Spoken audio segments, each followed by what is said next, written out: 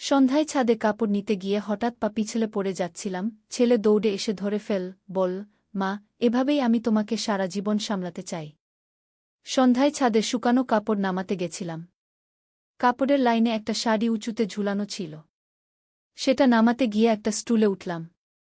শাড়িটা ধরতে গিয়ে ভারসাম্য হারিয়ে ফেললাম। পরে যাচ্ছিলাম পেছনের দিকে। মনে হলো এবার আর রক্ষা নেই। হঠাৎ কে যেন আমাকে জড়িয়ে ধরল। চোখ খুলে দেখি ছেলে। সে আমাকে শক্ত করে ধরে আছে। আমি তার বুকের উপর হেলান দিয়ে দাঁড়িয়ে আছি। আমার হার্ট অনেক জোরে ধুকপুক করছে। সে আমাকে সাবধানে নিচে নামিয়ে দিয়ে বলল, মা, তুমি ঠিক আছো? আমি হাঁপাতে হাঁপাতে বললাম, হ্যাঁ, তুমি না থাকলে আজ পড়ে যেতাম। সে আমার চুল ঠিক করে দিয়ে বলল, আমি তো আছিই তোমার জন্য। আমি কৃতজ্ঞতায় বললাম, ধন্যবাদ। সে আমার হাত ধরে বলল, মা, আমি এভাবেই সারা জীবন তোমার পাশে থাকতে চাই। তুমি যখন পড়ে যাচ্ছিলে আমার মনে হয়েছিল আমার সব শেষ হয়ে যাচ্ছে। আমি অবাক হয়ে তাকালাম। সে আরও বলল, মা, আমি তোমাকে ভালোবাসি। তুমি আমার স্ত্রী হলে আমি তোমাকে কখনো একা কিছু করতে দেব না। সব সময় তোমার পাশে থেকে সামলাব। বিয়ে করো আমাকে। ছাদের হাওয়ায় আমার শাড়ির আঁচল উড়ছিল, আমার মনও উড়ছিল। এই গল্পটি সম্পূর্ণ শুনলে আপনাদের পানি অটোমেটিক বের হয়ে যাবে, সো যত দ্রুত সম্ভব হাতের কাছে টিস্যু নিয়ে বসে পড়ো। বিছানার চাদর যেন নষ্ট না হয় সেটা সম্পূর্ণ খেয়াল রাখার অনুরোধ জানিয়ে গল্পটি এখন শুরু করব। তার আগে সর্বশেষ অনুরোধ, দয়া করে এমন পানি বের করার গল্প নিয়মিত শুনতে আমাদের চ্যানেলটি সকলেই সাবস্ক্রাইব করুন। ধন্যবাদ। হ্যালো বন্ধুরা, আমার নাম প্রিয়াঙ্কা সাহা। আমার বয়স 40 বছর। আমার স্বামীর নাম রবিন সাহা, বয়স 43 বছর। আমাদের 2 সন্তান, অভিজিৎ আর তন্বী। অভিজিৎ 18 বছর বয়সী, কলেজে পড়ে। তন্বী 10 বছর বয়সী, স্কুলে যায়। আজকে যে ঘটনাটা ঘটল সেটা বলার আগে বলি যে আমাদের বাড়িটা বেশ পুরানো। 3 তলা বিল্ডিং। ছাদটা বেশ বড়। আমি প্রতিদিন সন্ধ্যায় ছাদে গিয়ে কাপড় নামাই। আজকে গিয়ে দেখি হঠাৎ করে বাতাসে আমার শাড়িটা অনেক উঁচুতে আটকে গেছে। আমি চেষ্টা করেও সেটা নামাতে পারছিলাম না। তখন একটা প্লাস্টিকের স্টুল নিয়ে এলাম। স্টুলে উঠে শাড়িটা ধরতে গিয়ে হঠাৎ আমার পা পিছলে গেল। মনে হলো এবার পড়েই যাব। ঠিক সেই মুহূর্তে অভিজিৎ দৌড়ে এসে আমাকে ধরে তার শক্ত হাত দুটো আমার কোমরে জড়িয়ে ধরল। আমি তার বুকের উপর হেলান দিয়ে দাঁড়িয়ে রইলাম। আমার হৃদয় অনেক জোরে স্পন্দিত হচ্ছিল। সে খুব সাবধানে আমাকে মাটিতে নামিয়ে দিল। মা, তুমি ঠিক আছো? সে জিজ্ঞেস করল। আমি হাঁপাতে হাঁপাতে বললাম, হ্যাঁ বাবা, তুমি না এলে আজ বিপদে পড়ে যেতাম গু। সে আমার এলোমেলো চুল গুছিয়ে দিয়ে বলল, আমি তো সব সময়ই তোমার জন্য আছি মা গু। আমি তার দিকে কৃতজ্ঞ চোখে তাকিয়ে বললাম, ধন্যবাদ বাবা গু। হঠাৎ সে আমার হাত ধরে বলল, মা, আমি এভাবেই সারা জীবন তোমার পাশে থাকতে চাই। তুমি যখন পড়ে যাচ্ছিলে আমার মনে হচ্ছিল আমার পৃথিবীটাই শেষ হয়ে যাচ্ছে গি। আমি অবাক হয়ে তার দিকে তাকালাম। সে আরও বলল, মা, আমি তোমাকে ভীষণ ভালোবাসি। তুমি যদি আমার স্ত্রী হতে তাহলে আমি তোমাকে কখনো একা কিছু করতে দিতাম না। সব সময় তোমার পাশে থেকে রক্ষা করতাম। আমাকে বিয়ে করো মাই। ছাদের মৃদু হাওয়ায় আমার শাড়ির আঁচল উঠতে লাগল। আমার মনটাও যেন উঠতে শুরু করল। তার কথা শুনে আমি বুঝতে পারলাম না কি বলবো। অভিজিৎ, তুই কি বলছিস? আমি জিজ্ঞেস করলাম। মা, আমি মন থেকে বলছি। তুমি এত সুন্দর, এত ভালো। আমি তোমাকে ছাড়া কিছুই ভাবতে পারি না গি। তার কথা শুনে আমি আরও অবাক হয়ে গেলাম। এমন সময় হঠাৎ আমার মনে পড়ল একটা পুরানো ঘটনার কথা। কয়েক মাস আগে একদিন রাতে আমি রান্নাঘরে পানি খেতে গিয়েছিলাম। তখন দেখি অভিজিৎ ফ্রিজের সামনে দাঁড়িয়ে।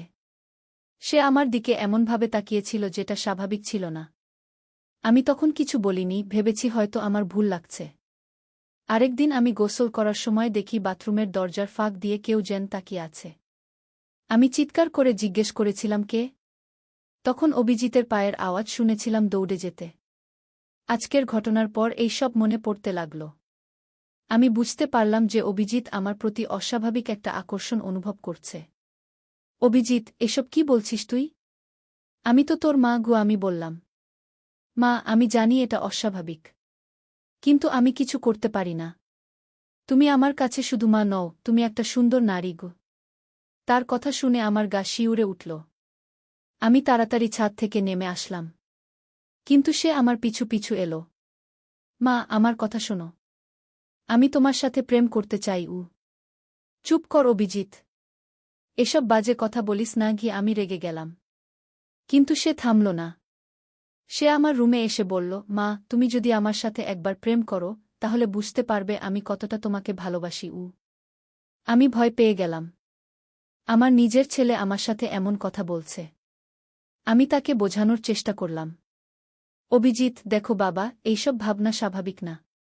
তুই একটা মনোবিজ্ঞানীর কাছে যা আগে। না মা, আমার কোনো সমস্যা নেই। আমি শুধু তোমাকে ভালোবাসি। এমন সময় হঠাৎ দরজার বেল বাজল। আমি দরজা খুলে দেখি আমার বোন রীতা দাঁড়িয়ে। দিদি, কেমন আছিস? সে জিজ্ঞেস করল। আমি তাকে ঘরে নিয়ে এলাম। তার সাথে কথা বলতে বলতে আমার মনটা কিছুটা শান্ত হল। দিদি, তোর ছেলেটা কেমন আছে? রীতা জিজ্ঞেস করল। ভালো আছে আমি সংক্ষেপে জবাব দিলাম। এমন সময় অভিজিৎ এসে হাজির। সে আমার দিকে অর্থবহ চোখে তাকাল। আমি তার দৃষ্টি এড়িয়ে চললাম। রীতা চলে যাওয়ার পর অভিজিৎ আবার আমার কাছে এলো। মা, আমি তোমার সাথে কথা বলতে চাই। আমার কোনো কথা নেই তোর সাথে। আমি বললাম।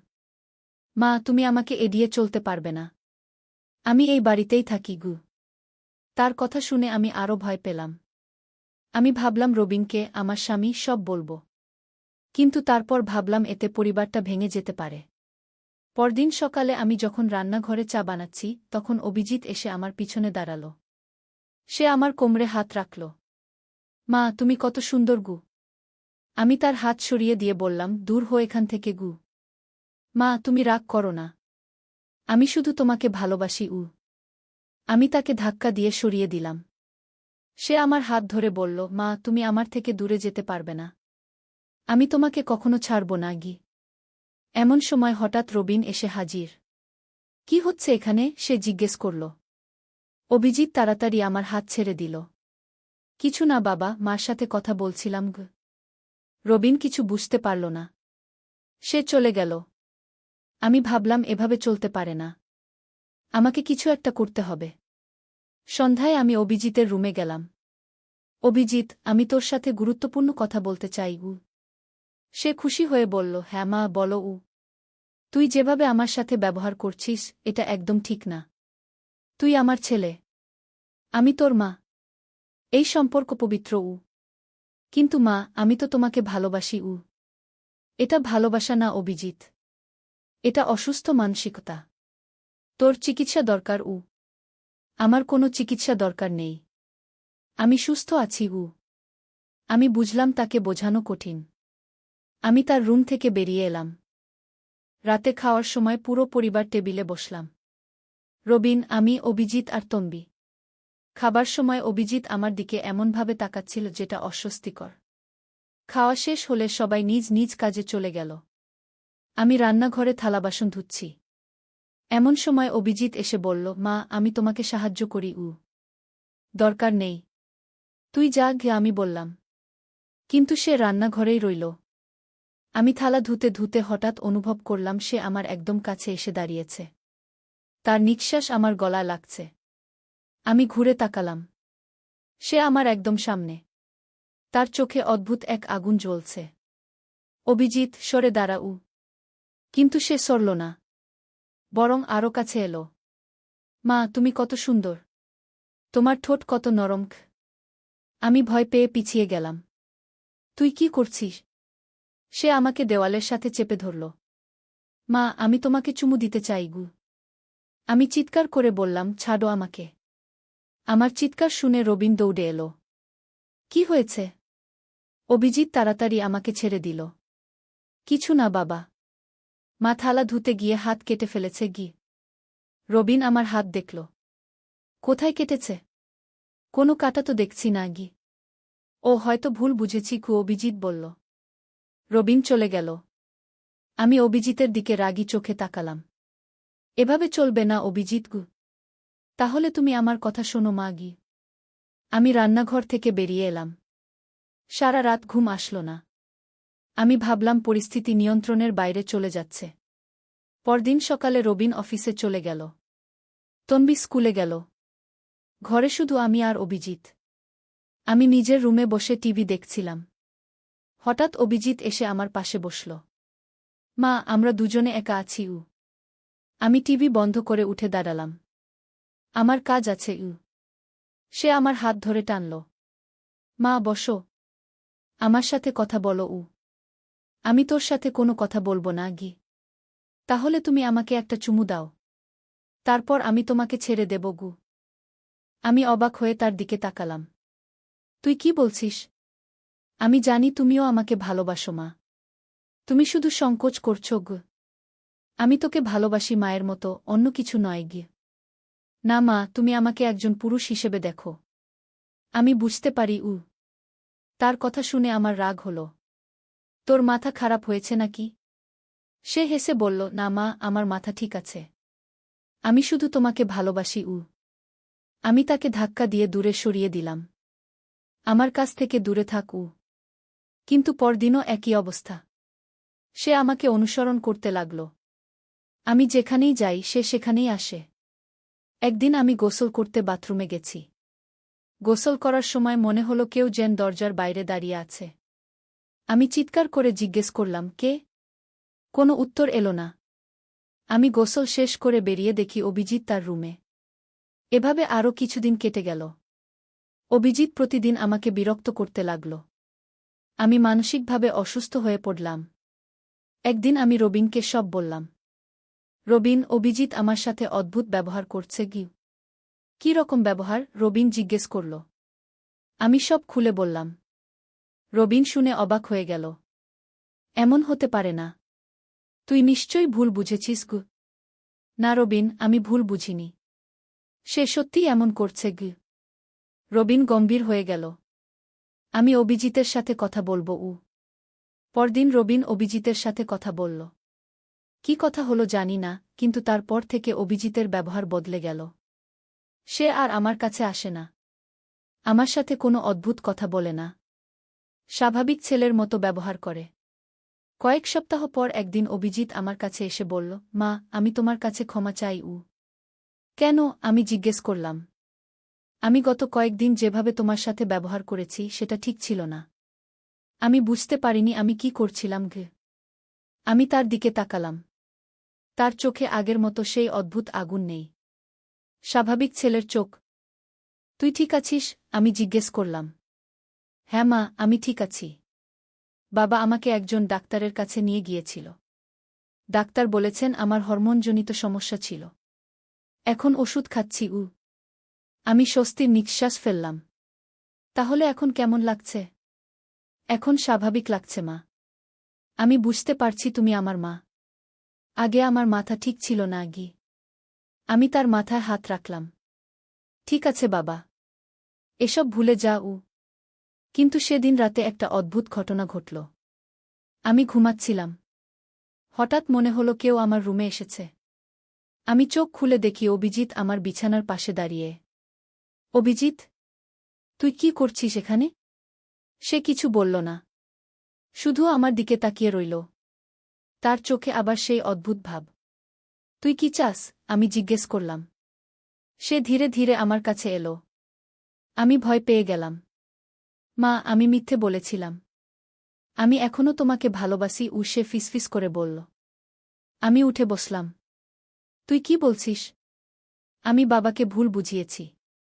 ডাক্তারকেও মিথ্যে বলেছি। আমি ঠিকই আছি। আমি শুধু তোমাকে চাই। আমার হৃদয় জোরে স্পন্দিত হতে লাগল। অভিজিৎ, তুই আবার শুরু করিস না। সে আমার বিছানায় বসে পড়ল। মা, আমি জানি তুমিও আমাকে চাও। তুমি শুধু ভয় পাচ্ছ। আমি তোকে চাই না। তুই আমার ছেলে। কিন্তু আমি তোমার ছেলে হতে চাই না। আমি তোমার স্বামী হতে চাই। তার কথা শুনে আমার গা শিউরে উঠল। আমি উঠে দাঁড়ানোর চেষ্টা করলাম। কিন্তু সে আমার হাত ধরে ফেল। মা, তুমি কোথাও যেতে পারবে না। আজ আমি তোমার সাথে থাকব। আমি চিৎকার করতে গেলাম। কিন্তু সে আমার মুখে হাত চাপা দিল। চিৎকার করো না মা। বাবা আর তন্বী ঘুমিয়ে আছে। আমি তার হাত সরানোর চেষ্টা করলাম। কিন্তু সে শক্ত করে ধরে রাখল। মা, আমি তোমাকে কষ্ট দিতে চাই না। তুমি শান্ত থাকো। আমি তার চোখের দিকে তাকালাম। সেখানে পাগলামির ছাপ দেখলাম। হঠাৎ একটা আওয়াজ এলো, কেউ বাথরুম ব্যবহার করছে। অভিজিৎ ভয় পেয়ে আমাকে ছেড়ে দিল। আমি পরে আসব মাগি বলে সে চলে গেল। আমি সারা রাত জেগে রইলাম। সকালে রবিনকে সব বললাম। রবিন, অভিজিৎ এখনো সুস্থ হয়নি। কালকে রাতে সে আমার রুমে এসেছিল। রবিন রেগে গেল। কি? এমন হতে পারে না গি। সত্যি বলছি। সে মিথ্যে বলেছে যে সে ভালো হয়েছে গু। রবিন অভিজিতের রুমে গেল। তারা দুজনে অনেক কথা বলল। শেষে রবিন এসে বলল অভিজিৎ স্বীকার করেছে। সে বলেছে তার এখনো সমস্যা আছে গিউ। তাহলে এখন কি করব? আমি তাকে ঢাকায় আমার বড় ভাইয়ের কাছে পাঠিয়ে দেব। সেখানে ভালো চিকিৎসা করাব। পরদিনই অভিজিৎকে ঢাকা পাঠিয়ে দেওয়া হল। যাওয়ার আগে সে আমার কাছে এসে বলল, মা, আমি ফিরে আসব। তার কথা শুনে আমার গা শিউরে উঠল। কিন্তু আমি কিছু বললাম না। অভিজিৎ চলে যাওয়ার পর ঘরে শান্তি ফিরে এলো। আমি স্বস্তি পেলাম। তন্বী জিজ্ঞেস করল, মা, দাদা কোথায় গেছে? দাদা ঢাকায় পড়াশোনা করতে গেছে আমি বললাম। প্রায় 2 মাস পর একদিন অভিজিৎ ফোন করল। মা, আমি কেমন আছি জানো? কেমন আছিস? আমি জিজ্ঞেস করলাম। আমি অনেক ভালো আছি। ডাক্তার বলেছেন আমি প্রায় সুস্থ হয়ে গেছি। তাই? সেটা ভালো খবর। মা, আমি তোমার সাথে দেখা করতে চাই।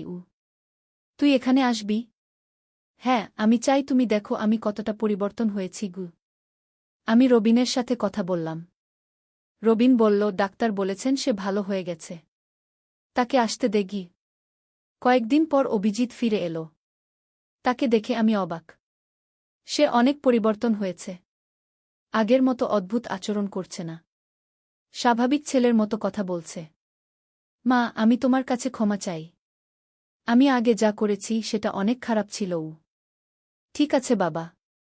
তুই এখন ভালো আছিস, সেটাই গুরুত্বপূর্ণ। কয়েকদিন স্বাভাবিকভাবে কাটল। অভিজিৎ পড়াশোনায় মন দিল। কোনো অদ্ভুত আচরণ করল না। কিন্তু একদিন হঠাৎ একটা ঘটনা ঘটল যেটা আমাদের জীবন পুরোপুরি বদলে দিল। সেদিন সকালে আমি রান্নাঘরে কাজ করছিলাম। হঠাৎ বাইরে অনেক শোরগোল শুনতে পেলাম। আমি জানালা দিয়ে দেখলাম পাশের বাড়ির ছাদে আগুন লেগেছে। আমি চিৎকার করে সবাইকে ডাকলাম। আগুন! আগুন লেগেছে! রবিন আর অভিজিৎ দৌড়ে এলো। আমরা সবাই ছাদে উঠলাম। দেখি আগুন আমাদের বাড়ির দিকেও ছড়িয়ে আসছে। তাড়াতাড়ি পানি আনো, রবিন চিৎকার করল। আমরা সবাই পানি নিয়ে আগুন নেভানোর চেষ্টা করলাম। কিন্তু আগুন অনেক বড় হয়ে গেছে। এমন সময় হঠাৎ আমি দেখলাম তন্বী কোথায় নেই। আমি চিৎকার করে বললাম, তন্বী কোথায়? রবিন তাকাল। অভিজিৎও তাকাল। কিন্তু তন্বী কোথাও দেখা যাচ্ছে না। তন্বী! তন্বী! আমি চিৎকার করে ডাকলাম। হঠাৎ দোতলা থেকে তন্বীর কান্নার আওয়াজ শুনতে পেলাম। আমি বুঝলাম সে ভয়ে ঘরে লুকিয়ে আছে। আমি তন্বীকে আনি কি বলে আমি দৌড়ে গেলাম। কিন্তু সিঁড়িতে নামার সময় হঠাৎ আমার পা পিছলে গেল। আমি নিচে পড়ে গেলাম। আমার পায়ে চোট লাগল। উঠতে পারছিলাম না। এমন সময় অভিজিৎ দৌড়ে এসে আমাকে তুলে ধরল। মা, তুমি ঠিক আছো? আমার পায়ে ব্যথা।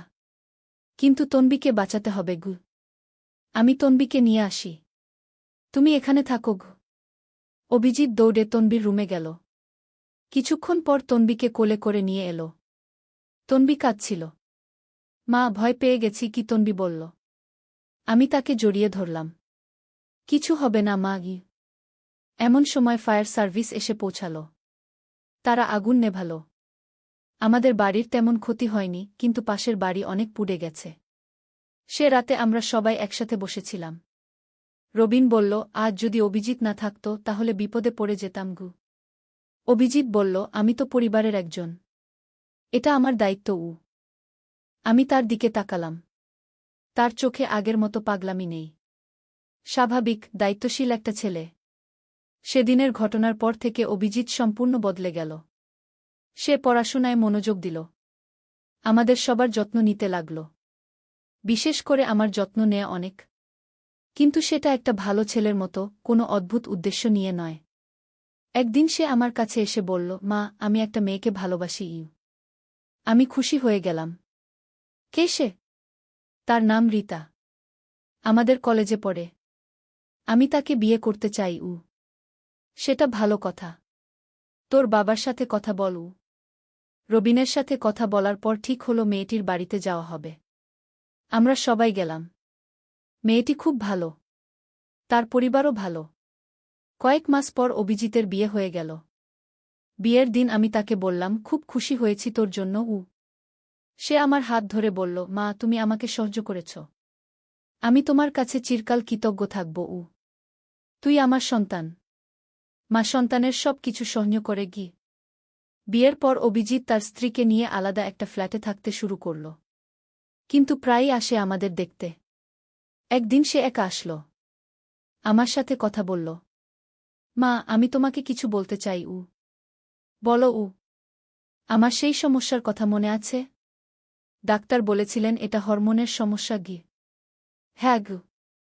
আসলে সেটা পুরোপুরি সত্যি ছিল না। আমার আরও গভীর একটা সমস্যা ছিল। আমি তার দিকে তাকালাম। কি রকম? আমার শৈশবে একটা ঘটনা ঘটেছিল। আমার 7 বছর বয়সে একদিন এক আত্মীয় আমার সাথে খারাপ কিছু করেছিল। সেই ট্রমা আমার মনে রয়ে গিয়েছিল গু। আমি অবাক হয়ে গেলাম। কি? কেন বলিসনি? তখন বলতে পারিনি। লজ্জা লাগত। সেই ট্রমার কারণেই আমার মানসিক সমস্যা হয়েছিল। আমি তোমাকে মা হিসেবে নয়, নারী হিসেবে দেখতাম গে। আমার চোখে পানি এসে গেল। কেন এত কষ্ট পেলি একা একা? ভেবেছিলাম কাউকে বললে সবাই আমাকে খারাপ ভাববে। কিন্তু ঢাকায় যেই ডাক্তার আমাকে চিকিৎসা দিয়েছেন, তিনি আমাকে সব বলতে বাধ্য করেছেন। তার সাথে কথা বলে আমি মানসিকভাবে সুস্থ হয়েছি গি। আমি তাকে জড়িয়ে ধরলাম। আমার সন্তান, তুই এখন ঠিক আছিস? হ্যাঁ মা, এখন আমি পুরোপুরি সুস্থ। আমি রীতাকে ভালোবাসি। তোমাকে মা হিসেবে ভালোবাসি। সব কিছু স্বাভাবিক। আমি স্বস্তি পেলাম। আমার ছেলে সুস্থ হয়েছে। আজ অভিজিতের বিয়ে হয়েছে 2 বছর। তার একটা সন্তানও হয়েছে। সে খুব ভালো বাবা। আমাকে সম্মান করে, ভালোবাসে। কিন্তু সব কিছুই স্বাভাবিক। কখনো কখনো ভাবি, জীবনে অনেক রকম সমস্যা আসে। কিন্তু ধৈর্য আর ভালোবাসা দিয়ে সব সমাধান হয়ে যায়। আমি আমার পরিবারকে হারাইনি। বরং আরও শক্তিশালী হয়েছি। এই গল্পের মাধ্যমে আমি বুঝেছি যে পারিবারিক সমস্যা যতই জটিল হোক, ভালোবাসা আর ধৈর্য দিয়ে সব সমাধান সম্ভব। অভিজিতের যা হয়েছিল সেটা তার নিয়ন্ত্রণে ছিল না। কিন্তু সে চিকিৎসা নিয়ে সুস্থ হয়েছে। এখন সে একজন ভালো স্বামী, বাবা আর ছেলে। আমি এখন খুশি। আমার পরিবার আবার একসাথে। সবাই সুস্থ আর স্বাভাবিক। এই গল্পটি আমি তাদের জন্য বলেছি যারা মনে করেন পারিবারিক সমস্যার কোনো সমাধান নেই। আছে। শুধু চাই ভালোবাসা, ধৈর্য আর সঠিক চিকিৎসা। আজকের গল্প এখানেই শেষ। আশা করি আপনাদের ভালো লেগেছে। এমন আরও গল্প শুনতে আমাদের চ্যানেল সাবস্ক্রাইব করুন। ধন্যবাদ। রাতে টিভিতে রোমান্টিক সিনেমা দেখছিলাম ছেলের সাথে। হিরো হিরোইনের প্রেমের দৃশ্য দেখে ছেলে বলল, মা, আমরাও এরকম প্রেম করতে পারি। আমি অবাক হয়ে তার দিকে তাকালাম। সে রিমোট বন্ধ করে দিয়ে আমার দিকে ফিরল। অন্ধকার ঘরে শুধু বাইরের আলো এসে পড়ছিল। সে আমার হাত ধরে বলল, মা, আমি তোমাকে ভালোবাসি। সিনেমার মতোই আমি তোমাকে প্রপোজ করতে চাই। আমি বললাম, তুই পাগল হয়ে গেছিস নাকি? সে আমার কাছে আরও কাছে এসে বলল, না মা, আমি একদম সুস্থ। তুমি আমার জীবনের হিরোইন। আমি তোমাকে চাই। সোফায় আমাদের মাঝে দূরত্ব কমে গেল। সে আমার চোখের দিকে তাকিয়ে বলল, তুমি এত সুন্দর মা। আমি তোমার প্রেমে পড়েছি। আমি উঠে যেতে চাইলাম কিন্তু সে আমার হাত ধরে রাখল। সে বলল, মা, তুমি আমার কাছ থেকে পালাতে পারবে না। আমি তোমাকে ভালোবাসি। টিভির স্ক্রিনে রোমান্টিক গানের শব্দ ভেসে আসছিল। সে আমার কানের কাছে মুখ নিয়ে এসে ফিসফিস করে বলল, মা, আমি তোমাকে বিয়ে করব। তুমি আমার স্ত্রী হবে। আমার শরীরে কাঁপুনি দিল। অন্ধকার ঘরে তার নিঃশ্বাস আমার গালে লাগছিল। এই গল্পটি সম্পূর্ণ শুনলে আপনাদের পানি অটোমেটিক বের হয়ে যাবে, সো যত দ্রুত সম্ভব হাতের কাছে টিস্যু নিয়ে বসে পড়ো। বিছানার চাদর যেন নষ্ট না হয় সেটা সম্পূর্ণ খেয়াল রাখার অনুরোধ জানিয়ে গল্পটি এখন শুরু করব। তার আগে সর্বশেষ অনুরোধ, দয়া করে এমন পানি বের করার গল্প নিয়মিত শুনতে আমাদের চ্যানেলটি সকলেই সাবস্ক্রাইব করুন। ধন্যবাদ। হ্যালো বন্ধুরা, আমার নাম মায়া দাস। আমার বয়স 40 বছর। আমার স্বামীর নাম সুদীপ দাস, বয়স ৪৩ বছর। আমাদের ২ সন্তান, সুব্রত আর নীলা। সুব্রত ১৮ বছর বয়সী, কলেজে পড়ে। নীলা ১৩ বছর বয়সী, স্কুলে যায়। সেদিন সুব্রত আমাকে বলল যে তার একটা গুপ্ত প্রজেক্ট আছে। সে বলল, মা, আমি তোমাকে একটা বিশেষ জায়গায় নিয়ে যেতে চাই। আমি জিজ্ঞেস করলাম, কোথায়? সে রহস্যময় হেসে বলল, সেটা বলতে পারব না। কিন্তু তুমি যদি আমার সাথে আসো, তাহলে তোমার জীবনের সবচেয়ে রোমাঞ্চকর অভিজ্ঞতা হবে। পরের দিন সকালে সে আমাকে বলল যে আমাদের একসাথে একটা সিক্রেট মিশনে যেতে হবে। সে বলল, মা, আমি জানি তুমি অ্যাডভেঞ্চার পছন্দ করো। আজ আমি তোমাকে এমন একটা জায়গায় নিয়ে যাব যেখানে তুমি কখনো যাওনি। আমার কৌতূহল বেড়ে গেল। সুব্রত সবসময় এমন রহস্যজনক কথা বলে যা আমার মন ভালো করে দেয়া। সে আমাকে বলল যে আমাদের প্রাচীন এক মন্দিরে যেতে হবে। সে বলল, মা, ওই মন্দিরে একটা গোপন ধন লুকানো আছে। আমি মনে করি আমরা দুজন মিলে সেটা খুঁজে বের করতে পারি। আমি হাসলাম এবং বললাম, তুই সত্যিই পাগল। কিন্তু ঠিক আছে, চল যাই। আমরা বাড়ি থেকে বের হলাম। সুব্রত একটা পুরানো ম্যাপ নিয়ে এসেছিল। সে বলল, মা, এই ম্যাপ অনুসরণ করে আমাদের গভীর জঙ্গলের মধ্যে যেতে হবে। আমি একটু ভয় পেলাম, কিন্তু সুব্রতের সাহস দেখে আমারও সাহস হল। জঙ্গলের পথে হাঁটতে হাঁটতে সুব্রত আমাকে বলল, মা, তুমি জানো আমি তোমাকে কতটা ভালোবাসি? আমি বললাম, হ্যাঁ, জানি। সে বলল, আমি চাই আমরা দুজন সবসময় একসাথে থাকি। তুমি আমার সবচেয়ে প্রিয় মানুষ। তার কথাগুলো শুনে আমার মন ভালো হয়ে গেল। হঠাৎ আমরা একটা বিশাল পাথরের দেয়াল দেখতে পেলাম। সুব্রত উত্তেজিত হয়ে বলল, মা, এইটাই সেই জায়গা। সে দেয়ালে কিছু প্রাচীন চিহ্ন দেখিয়ে বলল, এই চিহ্নগুলো অনুসরণ করে আমরা গুপ্ত কক্ষে প্রবেশ করতে পারব। আমরা দেয়াল ধরে হাঁটতে শুরু করলাম। সুব্রত আমার হাত ধরে রাখল যাতে আমি পিছলে না পড়ি। সে বলল, মা, সাবধানে হাঁটো। আমি তোমাকে কিছু হতে দেব না। তার যত্নশীলতা দেখে আমার মন ভরে গেল। অনেকক্ষণ হাঁটার পর আমরা একটা গুহার মুখে পৌঁছালাম। সুব্রত বলল, মা, এই গুহার ভিতরেই আছে সেই রহস্যময় ধন। আমি একটু ভয় পেলাম, কিন্তু সুব্রতের সাথে থাকলে আমার কোনো ভয় থাকে না। গুহার ভিতরে অন্ধকার ছিল। সুব্রত একটা টর্চ জ্বালাল। আমরা ধীরে ধীরে গুহার গভীরে যেতে শুরু করলাম। হঠাৎ আমরা একটা বিশাল কক্ষে পৌঁছালাম যেখানে অনেক প্রাচীন মূর্তি আর পাথরের কাজ ছিল। সুব্রত আমাকে বলল, মা, দেখো এই জায়গাটা কতটা সুন্দর। সত্যিই জায়গাটা অসাধারণ সুন্দর ছিল। দেয়ালে অনেক রঙিন ছবি আঁকা ছিল। সুব্রত বলল, আমি জানতাম তুমি এই জায়গাটা পছন্দ করবে। হঠাৎ আমরা শুনতে পেলাম কোথাও থেকে পানি ঝরার শব্দ। সুব্রত বলল, মা, চলো ওই দিকে যাই। আমরা গেলাম এবং দেখলাম একটা সুন্দর ঝর্ণা। পানি পাথরের উপর দিয়ে ঝরে পড়ছিল এবং একটা ছোট পুকুর তৈরি হয়েছিল। সুব্রত আমাকে বলল, মা, এই পানিতে হাত দাও। আমি হাত দিলাম এবং অবাক হলাম। পানি এতটাই স্বচ্ছ এবং ঠান্ডা ছিল যে মনে হচ্ছিল যেন কোনো জাদুকরি পানি। সে আমার হাত ধরে বলল, মা, তুমি কি জানো এই পানির বিশেষত্ব কি? আমি মাথা নেড়ে বললাম, না। সে রহস্যময় হেসে বলল, এই পানি যদি কেউ পান করে তাহলে তার সব দুঃখকষ্ট দূর হয়ে যায়। আমি হাসলাম এবং বললাম, তুই সত্যিই অনেক কল্পনাপ্রবণ। কিন্তু সুব্রত গম্ভীর হয়ে বলল, না মা, এটা সত্যি। আমি অনেক গবেষণা করেছি। তার কথা শুনে আমার আগ্রহ বেড়ে গেল। সুব্রত আমাকে বলল, মা, তুমি যদি এই পানি পান করো তাহলে তুমি আরও সুন্দর হয়ে যাবে। আমি লজ্জা পেয়ে বললাম, আমি তো আগেই সুন্দর। সে হেসে বলল, হ্যাঁ, কিন্তু আরও বেশি সুন্দর হবে। আমি একটু পানি হাতে নিলাম এবং পান করলাম। সত্যিই পানিটা অসাধারণ মিষ্টি লাগল। সুব্রত খুশি হয়ে বলল, মা, এখন তুমি এই জায়গার রানী হয়ে গেছ। হঠাৎ আমরা শুনতে পেলাম কোথাও থেকে একটা অদ্ভুত আওয়াজ। সুব্রত আমার হাত শক্ত করে ধরে বলল, মা, ভয় পেজো না। আমি তোমার সাথে আছি। আমি তার দিকে তাকিয়ে সাহস পেলাম। আওয়াজটা ক্রমশ কাছে আসতে লাগল। সুব্রত আমাকে একটা পাথরের আড়ালে লুকিয়ে দিল। সে ফিসফিস করে বলল, মা, এখানে লুকিয়ে থাকো। আমি দেখে আসি কি ব্যাপার। আমি ভয় পেয়ে বললাম, না, তুই একা যাস না। কিন্তু সুব্রত আমাকে আশ্বস্ত করে বলল, চিন্তা করো না মা, আমি সাবধান থাকব। কিছুক্ষণ পর সুব্রত ফিরে এলো এবং হাসতে হাসতে বলল, মা, তুমি জানো কি ছিল? আমি উৎসুক হয়ে জিজ্ঞেস করলাম, কি? সে বলল, একটা বুনো খরগোশ। সেটা পাথরের উপর লাফাচ্ছিল বলে আওয়াজ হচ্ছিল। আমরা দুজনেই হাসতে লাগলাম। সুব্রত বলল, মা, আমরা এত ভয় পেয়েছিলাম একটা ছোট খরগোশের জন্য। আমি বললাম, হ্যাঁ, কিন্তু তুই তো আমাকে রক্ষা করতে প্রস্তুত ছিলি। এরপর আমরা গুহার আরও গভীরে গেলাম। সেখানে আমরা একটা প্রাচীন মন্দির দেখতে পেলাম। সুব্রত বলল, মা, এই মন্দিরেই আছে সেই রহস্যময় ধন। আমি অবাক হয়ে মন্দিরের দিকে তাকালাম। মন্দিরটা খুবই সুন্দর ছিল। দেয়ালে অনেক সোনালি কারুকার্য করা ছিল। সুব্রত আমার হাত ধরে মন্দিরের ভিতরে নিয়ে গেল। সেখানে একটা বড় পাথরের বেদি ছিল। সুব্রত বেদির কাছে গিয়ে কিছু একটা খুঁজতে শুরু করল। সে বলল, মা, এখানে কোথাও একটা গোপন চাবি লুকানো আছে। আমি তাকে সাহায্য করতে শুরু করলাম।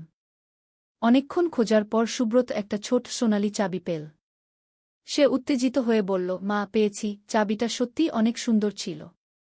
সুব্রত বলল, এই চাবি দিয়ে আমরা সেই গোপন কক্ষ খুলতে পারব। আমরা মন্দিরের পিছনে গেলাম এবং সেখানে একটা ছোট দরজা দেখতে পেলাম।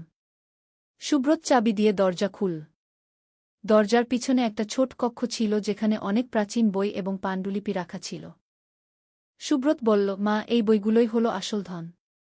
এগুলো 1000 বছরের পুরানো। আমি একটা বই হাতে নিলাম। সত্যিই বইটা খুবই পুরানো এবং ভালো অবস্থায় সংরক্ষিত ছিল। সুব্রত আমাকে বলল, মা, এই বইগুলোতে অনেক গুরুত্বপূর্ণ গান আছে। আমি চাই আমরা এগুলো নিয়ে গবেষণা করি। আমি তার উৎসাহ দেখে খুশি হলাম। আমরা কয়েকটা গুরুত্বপূর্ণ বই নিয়ে বাড়ি ফেরার পথে রওনা হলাম। পথে সুব্রত আমাকে বলল, মা, আজকের এই অ্যাডভেঞ্চার কেমন লাগল? আমি বললাম, অসাধারণ। তুই সত্যিই আমাকে একটা চমৎকার জায়গায় নিয়ে গেছিস। সুব্রত খুশি হয়ে বলল, মা, আমি জানতাম তুমি এটা পছন্দ করবে। তুমি তো সবসময় নতুন কিছু দেখতে চাও। আমি মাথা নেড়ে সম্মতি জানালাম। বাড়িতে পৌঁছে আমরা সেই প্রাচীন বইগুলো নিয়ে বসলাম। সুব্রত একটা বই খুলে বলল, মা, দেখো এখানে কত রকম গানের কথা লেখা আছে। আমি দেখলাম বইগুলোতে সত্যিই অনেক আকর্ষণীয় বিষয় লেখা ছিল। সুব্রত আমাকে বলল, মা, আমি চাই আমরা দুজন মিলে এই বইগুলো অনুবাদ করি। এটা আমাদের একটা বিশেষ প্রজেক্ট হবে। আমি তার প্রস্তাবে সম্মত হলাম। সেই রাতে আমরা দেরি পর্যন্ত বই নিয়ে কাজ করলাম। সুব্রত আমাকে বলল, মা, তুমি সত্যিই আমার সবচেয়ে ভালো সহযোগী। আমি তার কথায় খুশি হলাম। পরের দিন সকালে সুব্রত আমাকে বলল যে সে আবার আমাকে অন্য একটা রহস্যময় জায়গায় নিয়ে যেতে চায়। সে বলল, মা, এবার আমি তোমাকে একটা প্রাচীন দুর্গে নিয়ে যাব। আমার কৌতূহল আবার জেগে উঠল। সুব্রত বলল, সেই দুর্গে নাকি একটা রাজকন্যার ভূত থাকে। কিন্তু সেটা ভালো ভূত। আমি হাসলাম এবং বললাম, তুই আবার কি সব বানিয়ে বলছিস? কিন্তু সুব্রত গম্ভীর হয়ে বলল, না মা, সত্যি। আমি অনেক গবেষণা করেছি। সেই রাজকন্যা নাকি মানুষের সাহায্য করে। তার কথা শুনে আমার আগ্রহ আরও বেড়ে গেল। আমরা সেই প্রাচীন দুর্গের দিকে রওনা হলাম। পথে সুব্রত আমাকে দুর্গের ইতিহাস বলল। সে বলল, মা, এই দুর্গে নাকি একজন রাজারানী থাকতেন। তাদের একটা মেয়ে ছিল যে খুব দয়ালু ছিল। দুর্গে পৌঁছে আমরা দেখলাম জায়গাটা সত্যিই অনেক পুরানো, কিন্তু এখনও অনেক সুন্দর অবস্থায় আছে। সুব্রত আমার হাত ধরে দুর্গের ভিতরে নিয়ে গেল। দুর্গের ভিতরে অনেক বড় বড় কক্ষ ছিল। দেয়ালে সুন্দর চিত্রকর্ম এবং আয়নার কাজ ছিল। সুব্রত বলল, মা, দেখো এই জায়গাটা কতটা সুন্দর। হঠাৎ আমরা একটা মিষ্টি সুগন্ধ পেলাম। সুব্রত উত্তেজিত হয়ে বলল, মা, এইটাই সেই রাজকন্যার উপস্থিতির লক্ষণ। আমি একটু ভয় পেলাম, কিন্তু সুব্রতের সাথে থাকলে আমার কোনো ভয় হয় না। আমরা সুগন্ধ অনুসরণ করে একটা বিশেষ কক্ষে পৌঁছালাম। সেখানে একটা সুন্দর আয়না ছিল এবং তার সামনে ফুলের মালা রাখা ছিল। সুব্রত বলল, মা, এখানেই থাকে সেই রাজকন্যার আত্মা। হঠাৎ আয়নায় একটা মৃদু আলো দেখা গেল। সুব্রত আমার হাত শক্ত করে ধরল এবং বলল, মা, ভয় পেজো না। সে আমাদের সাহায্য করতে চায়। আমি তার কথা বিশ্বাস করে সাহস পেলাম। আয়না থেকে একটা মিষ্টি কণ্ঠস্বর ভেসে এলো। সেই কণ্ঠস্বর বলল, তোমরা এখানে কেন এসেছ? সুব্রত সাহস করে বলল, আমরা আপনার কাছে আশীর্বাদ চাই। রাজকন্যার আত্মা বলল, তোমাদের মধ্যে অনেক ভালোবাসা দেখতে পাচ্ছি। তোমরা সত্যি একে অন্যকে অনেক ভালোবাসো। তার কথা শুনে আমার মন ভরে গেল। সে আরও বলল, তোমাদের এই ভালোবাসা সবসময় অটুট থাকুক। তোমরা যে কোনো বিপদে একসাথে থাকবে। সুব্রত কৃতজ্ঞতার সাথে বলল, ধন্যবাদ রাজকন্যা। রাজকন্যার আত্মা আমাদের একটা বিশেষ উপহার দিল। সে বলল, এই উপহার তোমাদের সবসময় সুখী রাখবে। সুব্রত উপহারটা নিয়ে আমাকে দেখাল। এটা একটা সুন্দর লকেট ছিল। আমরা রাজকন্যাকে ধন্যবাদ জানিয়ে দুর্গ থেকে বেরিয়ে এলাম। পথে সুব্রত আমাকে বলল, মা, আজকের এই অভিজ্ঞতা আমার কাছে অবিস্মরণীয় হয়ে থাকবে। বাড়িতে ফিরে আমরা সেই লকেটটা খুলে দেখলাম। ভিতরে একটা ছোট ছবি ছিল যেখানে একটা পরিবার একসাথে হাসছে। সুব্রত বলল, মা, এটা আমাদের ভবিষ্যতের ছবি। এভাবে আমাদের অ্যাডভেঞ্চার চলতে থাকল। প্রতিদিন সুব্রত আমাকে নতুন নতুন জায়গায় নিয়ে যেত এবং আমরা একসাথে রোমাঞ্চকর অভিজ্ঞতা সংগ্রহ করতাম। একদিন সুব্রত আমাকে বলল, মা, আমি শুনেছি পাহাড়ের উপরে একটা গোপন জলপ্রপাত আছে। সেখানে নাকি রঙিন মাছ আছে যেগুলো কথা বলতে পারে। আমি অবিশ্বাসের চোখে তার দিকে তাকালাম। সে বলল, সত্যি মা? আমি অনেক গবেষণা করেছি। চলো আমরা সেই জায়গায় যাই। পরের দিন সকালে আমরা পাহাড়ের দিকে রওনা হলাম। পথটা বেশ কঠিন ছিল, কিন্তু সুব্রত আমার হাত ধরে সাহায্য করল। সে বলল, মা, তুমি ক্লান্ত হয়ে গেলে আমাকে বলো। আমি তোমাকে বিশ্রাম নিতে দেব। তার যত্নের কথা শুনে আমার মন ভালো হয়ে গেল। পাহাড়ের উপরে উঠতে উঠতে আমরা অনেক সুন্দর দৃশ্য দেখলাম। সুব্রত প্রতিটা সুন্দর জায়গায় থামত এবং আমাকে দেখাত।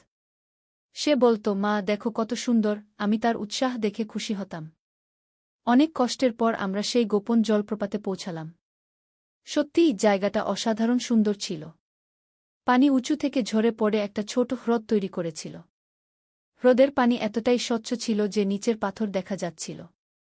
সুব্রত উত্তেজিত হয়ে বলল, মা, দেখো পানিতে রঙিন মাছ। আমি দেখলাম সত্যিই কিছু সুন্দর রঙিন মাছ সাঁতার কাটছে। সুব্রত হ্রদের কাছে গিয়ে মাছগুলোকে ডাকল, হ্যালো মাছেরা। হঠাৎ একটা মাছ পানির উপরে মাথা তুলল এবং বলল, তোমরা কারা? আমি অবাক হয়ে গেলাম। সুব্রত খুশি হয়ে বলল, আমরা পর্যটক। আমরা তোমাদের দেখতে এসেছি। মাছটা বলল, স্বাগতম। আমরা এখানে অনেক দিন ধরে থাকি। আমি কৌতূহলী হয়ে মাছটাকে জিজ্ঞেস করলাম, তোমরা কিভাবে কথা বলতে পারো? মাছটা বলল, এই হ্রদের পানি জাদুকরি। যে কেউ এখানে থাকে সে কথা বলতে পারে। সুব্রত বলল, আমরা কি এই পানি পান করতে পারি? মাছটা বলল, হ্যাঁ, কিন্তু সাবধান। এই পানি পান করলে তোমরা আমাদের মতো পানির নিচেও থাকতে পারবে। আমি একটু ভয় পেলাম, কিন্তু সুব্রত সাহসীভাবে বলল, চলো মা, চেষ্টা করি। আমরা দুজনেই একটু পানি পান করলাম। হঠাৎ আমি অনুভব করলাম যে আমি পানির নিচে শ্বাস নিতে পারছি। সুব্রত আমার হাত ধরে বলল, মা, চলো পানির নিচে যাই। আমরা ডুব দিলাম। পানির নিচে একটা অন্য জগৎ ছিল। সেখানে অনেক রঙিন প্রবাল, সামুদ্রিক ঘাস এবং সুন্দর মাছ ছিল। সুব্রত আমাকে বলল, মা, দেখো কত সুন্দর। আমি তার কথায় সম্মত হলাম। আমরা পানির নিচে অনেকক্ষণ ঘুরে বেড়ালাম। মাছগুলো আমাদের সাথে বন্ধুত্ব করল এবং তাদের জগৎ দেখাল। একটা বড় মাছ আমাদের বলল, তোমরা যদি চাও, আমরা তোমাদের আমাদের রাজার কাছে নিয়ে যেতে পারি। সুব্রত উৎসুক হয়ে বলল, হ্যাঁ, আমরা যেতে চাই। আমরা মাছের সাথে হ্রদের গভীরে গেলাম। সেখানে একটা সুন্দর প্রাসাদ ছিল যা সম্পূর্ণ প্রবাল দিয়ে তৈরি। মাছের রাজা আমাদের স্বাগত জানালেন। রাজা বললেন, তোমরা প্রথম মানুষ যারা আমাদের এই জগতে এসেছ। আমি খুশি হয়েছি। সুব্রত বিনয়ের সাথে বলল, আমরাও খুশি হয়েছি আপনাদের সাথে দেখা করতে পেরে। রাজা আমাদের তার প্রাসাদ ঘুরিয়ে দেখালেন। প্রাসাদে অনেক মূল্যবান মুক্তা এবং সামুদ্রিক রত্ন ছিল। রাজা বললেন, তোমরা যদি চাও, কিছু উপহার নিয়ে যেতে পারো। সুব্রত বলল, আমরা শুধু আপনাদের বন্ধুত্বই চাই। রাজা তার কথায় খুশি হলেন এবং আমাদের প্রতি আশীর্বাদ করলেন। তিনি বললেন, তোমাদের ভালোবাসা চিরকাল অটুট থাক। আমরা রাজাকে ধন্যবাদ জানিয়ে পানির উপরে উঠে এলাম। হ্রদের কিনারে এসে আমরা বিশ্রাম নিলাম। সুব্রত আমাকে বলল, মা, আজকের এই অভিজ্ঞতা কি অবিস্মরণীয় হবে না? আমি মাথা নেড়ে সম্মতি জানালাম। সত্যিই এমন অভিজ্ঞতা খুব কম মানুষের হয়। বাড়ি ফেরার পথে সুব্রত আমাকে বলল, মা, আমি আরও অনেক রহস্যময় জায়গার কথা জানি। আমরা প্রতি সপ্তাহে একটা করে নতুন জায়গায় যাব। আমি তার প্রস্তাবে রাজি হলাম। পরের সপ্তাহে সুব্রত আমাকে একটা পরিত্যক্ত প্রাসাদে নিয়ে গেল। সে বলল, এই প্রাসাদে নাকি একজন জাদুকর থাকতেন। প্রাসাদটা দেখতে অনেক পুরানো, কিন্তু এখনও সুন্দর লাগছিল। প্রাসাদের ভিতরে অনেক রহস্যজনক জিনিস ছিল। দেয়ালে অনেক জাদুকরি চিহ্ন এবং ছবি ছিল। সুব্রত আমাকে বলল, মা, এই জায়গায় নাকি এখনও জাদুর শক্তি আছে। হঠাৎ আমরা একটা পুরানো বই দেখতে পেলাম যা নিজে নিজে খুলে যাচ্ছিল। সুব্রত সাহস করে বইটার কাছে গেল। বই থেকে একটা আলো বের হল এবং একজন বৃদ্ধ জাদুকরের আবির্ভাব হল।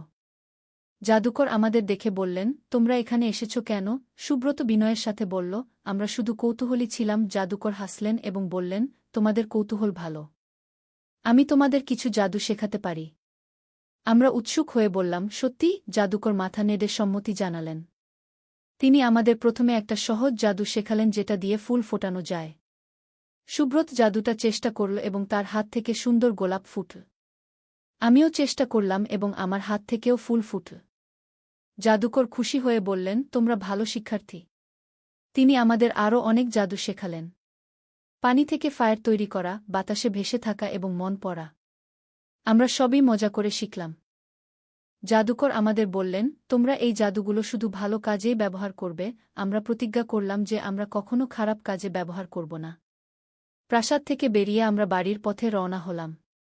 পথে সুব্রত আমাকে বলল, মা, আজকে আমরা জাদুকর হয়ে গেছি। আমরা দুজনেই হাসতে লাগলাম। বাড়িতে পৌঁছে আমরা আমাদের নতুন জাদুর ক্ষমতা পরীক্ষা করলাম। সুব্রত বাগানে ফুল ফোটাল এবং আমি পাখিদের সাথে কথা বললাম। আমাদের এই নতুন ক্ষমতা সত্যিই অবিশ্বাস্য ছিল। পরের কয়েকটা সপ্তাহে আমরা আরও অনেক জায়গায় গেলাম। একটা জাদুকরি বন, একটা ভূতের বাড়ি যেখানে ভালো ভূত থাকে, একটা সময় ভ্রমণের যন্ত্র এবং একটা উড়ন্ত দ্বীপ। প্রতিটা জায়গায় আমরা নতুন বন্ধু পেলাম এবং নতুন কিছু শিখলাম। এভাবে আমাদের অ্যাডভেঞ্চার জীবন শুরু হল। সুব্রত আমার সেরা সাহসী সাথী হয়ে উঠল। আমরা মাছেলে হিসেবে না, বরং দুই অভিযানকারী বন্ধু হিসেবে একসাথে পৃথিবীর সব রহস্যময় জায়গা আবিষ্কার করতে শুরু করলাম। আমাদের পরিবারের অন্যরাও আমাদের এই অভিযানের গল্প শুনে অবাক হতো। নীলা সবসময় বলত, মা, আমিও তোমাদের সাথে যেতে চাই। আমি বলতাম, তুই বড় হলে আমরা তোকেও নিয়ে যাব। সুদীপও আমাদের গল্প শুনে খুশি হতো। সে বলত, তোমরা সত্যিই অসাধারণ সব অভিজ্ঞতা পাচ্ছ। সুব্রত তখন বলত, বাবা, মা সত্যিই সবচেয়ে সাহসী মানুষ। আমার মন ভরে যেত। এভাবে আমাদের অ্যাডভেঞ্চারপূর্ণ জীবন চলতে থাকল। প্রতিদিন নতুন রোমাঞ্চ, নতুন আবিষ্কার এবং নতুন বন্ধুত্ব। আমি বুঝলাম যে জীবনটা কতটা সুন্দর হতে পারে যদি আমরা সাহসী হয়ে নতুন কিছু করার চেষ্টা করি। সুব্রতের সাথে এই সব অভিজ্ঞতা আমার জীবনকে পূর্ণ করে তুলেছে। আমি একজন সাধারণ গৃহিণী থেকে একজন সাহসী অভিযানকারীতে পরিণত হয়েছি। আর এই সবই সম্ভব হয়েছে আমার প্রিয় ছেলে সুব্রতের কারণে। আমাদের গল্প এখানেই শেষ নয়। এটা শুধু শুরু। আগামীতে আরও অনেক রহস্যময় জায়গা, আরও অনেক রোমাঞ্চকর অভিযান আমাদের জন্য অপেক্ষা করছে। আমি আর সুব্রত মিলে সেই সব জায়গা আবিষ্কার করব এবং আরও অনেক অবিস্মরণীয় মুহূর্ত তৈরি করব। নূরের আলো, একটি ইসলামিক গল্প। প্রথম অধ্যায়, সূচনা। মক্কার পবিত্র ভূমিতে কাবা শরীফের ছায়ায় এক যুবক বসে আছিল। তার নাম আবদুল্লাহ ইবন উমর। বয়স মাত্র 2-5 বছর, কিন্তু তার চোখে ছিল গভীর চিন্তার ছাপ। সে একজন ব্যবসায়ী, তার পিতার রেখে যাওয়া ব্যবসা সামলাতে হয় তাকে। কিন্তু আজ তার মন অশান্ত। গত কয়েক মাস ধরে সে একটা অদ্ভুত স্বপ্ন দেখছে। স্বপ্নে দেখে এক উজ্জ্বল নূরের আলো ভরা একটি পথ। সেই পথ ধরে হাঁটতে হাঁটতে সে পৌঁছায় এক অপরিচিত জায়গায়, যেখানে অনেক মানুষ কাঁদছে, তাদের প্রয়োজন সাহায্যের। প্রতিবার স্বপ্নের শেষে সে শুনতে পায় একটি আওয়াজ, তুমি কি আমার বান্দাদের সেবা করবে? আবদুল্লাহ ইবন উমর জানত যে আল্লাহ তাআলা কখনো কখনো স্বপ্নের মাধ্যমে তার বান্দাদের পথ দেখান। কিন্তু এই স্বপ্নের অর্থ কি? তার বুঝতে কষ্ট হচ্ছিল। সেদিন ফজরের নামাজ শেষে সে তার বন্ধু আবু বকর আল সিদ্দিকের কাছে গেল। আবু বকর ছিলেন একজন জ্ঞানী মানুষ, যিনি কুরআন ও হাদিসে গভীর জ্ঞান রাখতেন। ভাই আবু বকর, আবদুল্লাহ বলল, আমার একটা স্বপ্নের বিষয়ে আপনার সাথে কথা বলতে চাই। আবু বকর মনোযোগ দিয়ে স্বপ্নের কথা শুনলেন। তারপর একটু চুপ থেকে বললেন, ভাই আবদুল্লাহ, এটি একটি শুভ স্বপ্ন। আল্লাহ তাআলা হয়তো তোমাকে কোনো বিশেষ দায়িত্বের জন্য প্রস্তুত করছেন। মনে রাখবে, রাসূলুল্লাহ বলেছেন, মানুষের সেবাই আল্লাহর সেবা। হয়তো আল্লাহ তোমাকে তার বান্দাদের সেবার জন্য ডাকছেন। দ্বিতীয় অধ্যায়, যাত্রার শুরু। আবু বকরের কথা শুনে আবদুল্লাহর মনে একটা স্পষ্টতা এল। সে ঠিক করল, যতটুকু সম্পদ আছে তার একটা অংশ দিয়ে দরিদ্র মানুষদের সাহায্য করবে। প্রথমে সে মক্কার আশেপাশের গরিব পরিবারগুলো খোঁজ করতে লাগল। দেখতে পেল, শহরের বাইরে অনেক পরিবার আছে যাদের খাবারের অভাব, চিকিৎসার অভাব। কেউ কেউ এমনকি পরিষ্কার পানি পায় না। আবদুল্লাহ তার ব্যবসার মুনাফার একটা বড় অংশ দিয়ে এসব পরিবারের জন্য খাদ্য, বস্ত্র ও ঔষধের ব্যবস্থা করল। কিন্তু কিছুদিন পরেই সে বুঝতে পারল, শুধু অর্থ দিলেই হবে না। এসব পরিবারের দীর্ঘমেয়াদী সমাধান দরকার। একদিন সে এক বৃদ্ধ মানুষের সাথে দেখা করল। তার নাম আবু তালিব। এই বৃদ্ধ একসময় একজন বড় আলেম ছিলেন, কিন্তু এখন তার চোখের দৃষ্টি নেই। তার কোনো সন্তান নেই, একা থাকেন। বাবা, আবদুল্লাহ বলল, আপনার কি কিছু দরকার? আবু তালিব হাসলেন, বেটা, আমার কোনো দুনিয়াবি চাহিদা নেই। কিন্তু একটা ইচ্ছা আছে। আমি অনেক দিন ধরে চাই আমার জ্ঞান তরুণদের মধ্যে বিতরণ করতে। কিন্তু আমি অন্ধ, আমার কাছে কেউ আসে না আগে। আবদুল্লাহর মনে পড়ল স্বপ্নের কথা। বাবা, আপনি যদি রাজি হন, আমি প্রতিদিন আপনার কাছে আসব। আপনার থেকে দিনের গান শিখব, আর অন্যদেরকেও নিয়ে আসব। আবু তালিবের চোখ দিয়ে খুশির অশ্রু ঝরল। আল্লাহ তোমায় বরকত দিন, বেটাগু। তৃতীয় অধ্যায়, গানের আলো। আবদুল্লাহ নিয়মিত আবু তালিবের কাছে যেতে শুরু করল। সাথে নিয়ে যেত আরও কিছু তরুণকে। আবু তালিব তাদের কুরআনের তাফসির, হাদিসের ব্যাখ্যা, ইসলামের আদবকায়দা শেখাতেন। একদিন আবু তালিব একটি হাদিস বর্ণনা করলেন। রাসূলুল্লাহ বলেছেন, যে ব্যক্তি কোনো মুমিনের একটি বিপদ দূর করবে, আল্লাহ তার কিয়ামতের দিনের একটি বিপদ দূর করবেন। যে ব্যক্তি কোনো অভাবীর অভাব দূর করবে, আল্লাহ দুনিয়া ও আখেরাতে তার অভাব দূর করবেন। যে ব্যক্তি কোনো মুসলিমের দোষ ঢেকে রাখবে, আল্লাহ দুনিয়া ও আখেরাতে তার দোষ ঢেকে রাখবেন। এই হাদিস শুনে আবদুল্লাহর হৃদয় আরও বেশি নরম হয়ে গেল। সে বুঝতে পারল, শুধু অর্থ দিয়ে সাহায্য করাই যথেষ্ট নয়, মানুষের মানসিক, আধ্যাত্মিক ও শিক্ষাগত উন্নতিতেও সাহায্য করতে হবে। আবদুল্লাহ একটি পরিকল্পনা করল। সে একটি মক্তব প্রতিষ্ঠা করবে যেখানে গরিব পরিবারের সন্তানরা বিনামূল্যে শিক্ষা পাবে। শুধু কুরআন হাদিস নয়, সাধারণ পড়াশোনা, হিসাব নিকাশ, ব্যবসা বাণিজ্যের হিসাবও শেখানো হবে। চতুর্থ অধ্যায়, প্রতিবন্ধকতা ও পরীক্ষা। আবদুল্লাহর এই উদ্যোগ সবার পছন্দ হল না। কিছু ধনী ব্যবসায়ী তাকে বলল, আবদুল্লাহ, তুমি অযথা অর্থ নষ্ট করছ। গরিবদের পড়াশোনা শেখালে তারা আর কাজ করতে চাইবে না। আমাদের কারবারের সমস্যা হবে। কিন্তু আবদুল্লাহ দৃঢ় থাকল। সে বলল, আমি আল্লাহর রাস্তায় কাজ করছি। মানুষকে শিক্ষিত করা একটি নেক কাজকে। এদিকে আবদুল্লাহর ব্যবসায় কিছুটা লোকসান হচ্ছিল। কারণ সে অনেক সময় ও অর্থ মানুষের সেবায় দিচ্ছিল। একদিন তার একটি বড় ব্যবসায়িক চুক্তি বাতিল হয়ে গেল। সেদিন রাতে আবদুল্লাহ খুব চিন্তিত হয়ে পড়ল। তার মনে হল, হয়তো সে ভুল করছে।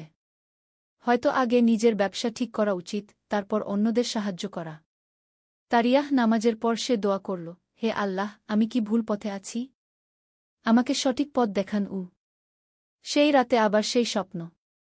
কিন্তু এবার স্বপ্নে সে দেখল, সেই নূরের পথে অনেক বাধা। কিন্তু যারা ধৈর্য ধরে এগিয়ে যাচ্ছে, তাদের জন্য পথের শেষে অপেক্ষা করছে অসীম শান্তি ও সুখ। পঞ্চম অধ্যায়, ধৈর্য ও আল্লাহর সাহায্য। পরের দিন সকালে আবদুল্লাহ আবু বকরের কাছে গেল। তার মনের অবস্থা জানাল। আবু বকর বললেন, ভাই, আল্লাহর পথে চলতে গেলে পরীক্ষা আসবেই। কুরআনে আল্লাহ বলেছেন, আর আমি অবশ্যই তোমাদেরকে পরীক্ষা করব ভয়, ক্ষুধা এবং ধনসম্পদ, জীবন ও ফলফসলের ক্ষতির মাধ্যমে। আর ধৈর্যশীলদের সুসংবাদ দাও, তুমি ধৈর্য ধর, আল্লাহর সাহায্য আসবে। আবদুল্লাহ সিদ্ধান্ত নিল, সে থেমে যাবে না। তার মক্তব প্রতিষ্ঠার কাজ চালিয়ে যাবে। কিছুদিন পরে একটি আশ্চর্য ঘটনা ঘটল। দামেস্ক থেকে একজন ব্যবসায়ী এসে আবদুল্লাহর সাথে দেখা করল। তার নাম উসমান ইবন আফফান। আমি শুনেছি তুমি একটি মক্তব তৈরি করছ, উসমান বলল। আমি তোমার এই কাজে সাহায্য করতে চাই। উসমান আবদুল্লাহকে একটি বড় অনুদান দিল এবং বলল, এছাড়াও আমি তোমার সাথে ব্যবসায়িক অংশীদারিত্ব করতে চাই। আমার দামেস্কের ব্যবসার সাথে তোমার মক্কার ব্যবসা যুক্ত করলে দুজনেরই লাভ হবে। আবদুল্লাহ বুঝতে পারল, এটি আল্লাহর তরফ থেকে সাহায্য। ষষ্ঠ অধ্যায়, মক্তবের প্রতিষ্ঠা। উসমানের সাহায্যে আবদুল্লাহ একটি সুন্দর মক্তব প্রতিষ্ঠা করল। সেখানে আবু তালিবকে প্রধান শিক্ষক করা হল। আরও কয়েকজন আলেমকে শিক্ষক হিসেবে নিযোগ দেওয়া হল। মক্তবে শুধু ধর্মীয় শিক্ষাই নয়, গণিত, ভাষা, ভূগোল, ইতিহাসও পড়ানো হতো। বিশেষভাবে ব্যবসা বাণিজ্যের হিসাব নিকাশ শেখানো হতো, যাতে ছাত্ররা ভবিষ্যতে স্বনির্ভর হতে পারে। প্রথম দিন মক্তবে 200 জন ছাত্র ভর্তি হল। সবাই গরিব পরিবারের সন্তান। আবদুল্লাহ তাদের বই, খাতা, কলম সবকিছু বিনামূল্যে দিল। এছাড়া দুপুরের খাবারের ব্যবস্থাও করল। মাস তিনেক পরে ছাত্র সংখ্যা বেড়ে দাঁড়াল 500 জনে। আশেপাশের এলাকা থেকেও ছেলেরা আসতে লাগল। একদিন একটি মজার ঘটনা ঘটল। মক্তবের সবচেয়ে ভালো ছাত্র, যার নাম সাইদ ইবন জায়েদ, একটি কঠিন হিসাবের অঙ্ক সমাধান করল যেটা আবদুল্লাহ পারছিল না। সাইদ, তুমি এটা কিভাবে করলে? আবদুল্লাহ জিজ্ঞেস করল। সাইদ লাজুক স্বরে বলল, উস্তাদ, আবু তালিব দাদা আমাদের শিখিয়েছেন যে প্রতিটি সমস্যার সমাধান আল্লাহর কাছে আছে। আমরা চেষ্টা করি, আর আল্লাহর কাছে সাহায্য চাই। আবদুল্লাহর চোখে পানি এসে গেল। এই ছোট্ট ছেলেটি তাকে বুঝিয়ে দিল তাওয়াক্কুলের, আল্লাহর উপর ভরসা, প্রকৃত অর্থ। সপ্তম অধ্যায় সমাজে পরিবর্তন। মক্তব প্রতিষ্ঠার 1 বছর পরে আশেপাশের এলাকায় একটি পরিবর্তন লক্ষ্য করা গেল। যেসব পরিবারের ছেলেরা মক্তবে পড়তে আসত, তারা বাড়িতে গিয়ে পরিবারের সবাইকে কুরআন পড়তে, নামাজ পড়তে উৎসাহিত করত। একদিন সাইদের বাবা আবদুল্লাহর কাছে এসে বলল, ভাই, আমার ছেলে আমাদের পুরো পরিবারকে বদলে দিয়েছে। আগে আমরা শুধু নামাজ পড়তাম, কিন্তু দিনের গভীর কিছু জানতাম না। এখন আমাদের ঘরে প্রতিদিন কুরআন তিলাওয়াত হয়, হাদিসের আলোচনা হয়। আবদুল্লাহ বুঝতে পারল তার স্বপ্নের অর্থ এটাই ছিল, জ্ঞানের আলো ছড়িয়ে দেওয়া, যা একটি পরিবার থেকে শুরু করে পুরো সমাজে ছড়িয়ে যায়। কিন্তু আবদুল্লাহর স্বপ্ন এখানেই শেষ নয়। সে চাইল আরও বড় কিছু করতে। অষ্টম অধ্যায় দ্বিতীয় পর্যায়ের পরিকল্পনা। মক্তবের সফলতা দেখে আবদুল্লাহর মনে নতুন পরিকল্পনা এল।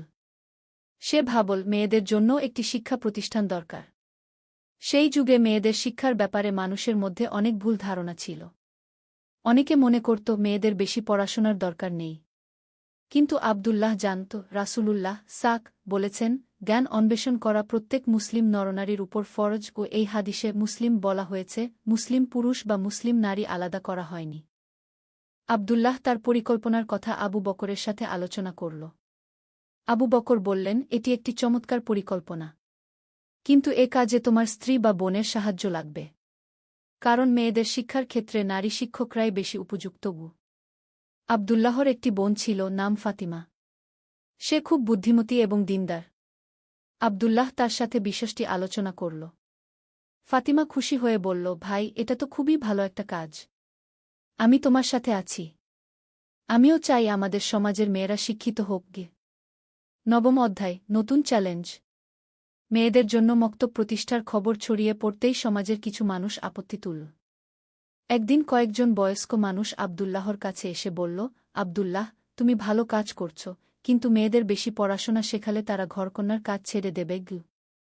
আবদুল্লাহ ধৈর্য ধরে জবাব দিল, চাচারা, আমাদের নবীর স্ত্রী হরত আয়েশা রাত কি শুধু ঘরকন্যার কাজ করতেন? তিনি তো ইসলামের অনেক বড় একজন আলেমা ছিলেন।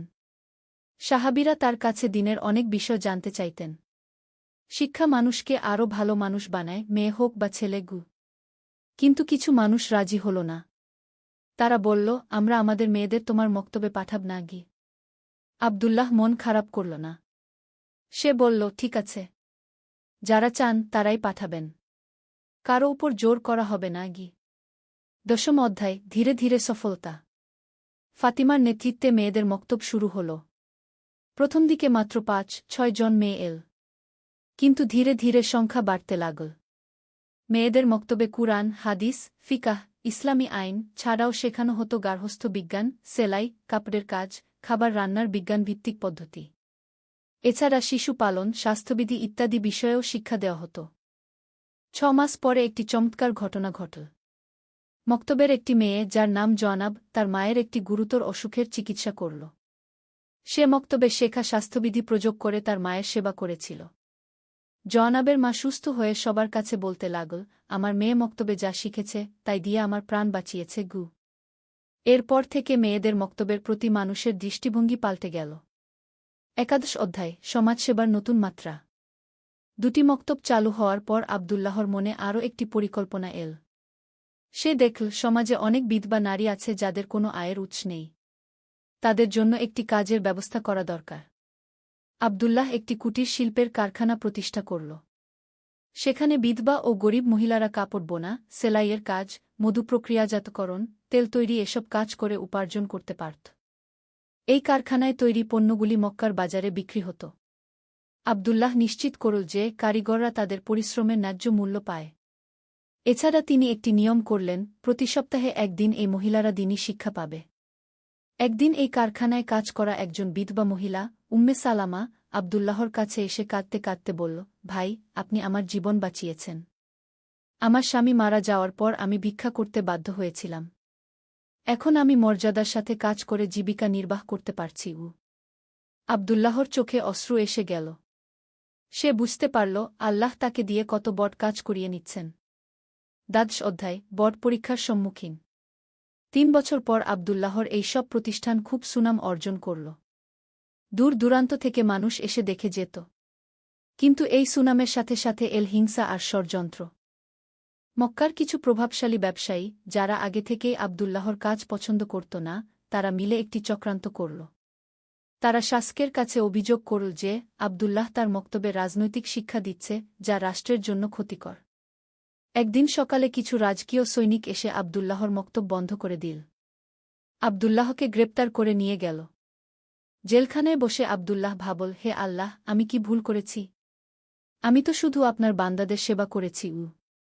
তার মনে পড়ল নবী ইউসুফ এর কথা। তিনিও নির্দোষ হয়ে জেলে গিয়েছিলেন, কিন্তু শেষ পর্যন্ত আল্লাহ তাকে উদ্ধার করেছিলেন। ত্রয়োদশ অধ্যায়, সত্যের বিজয়।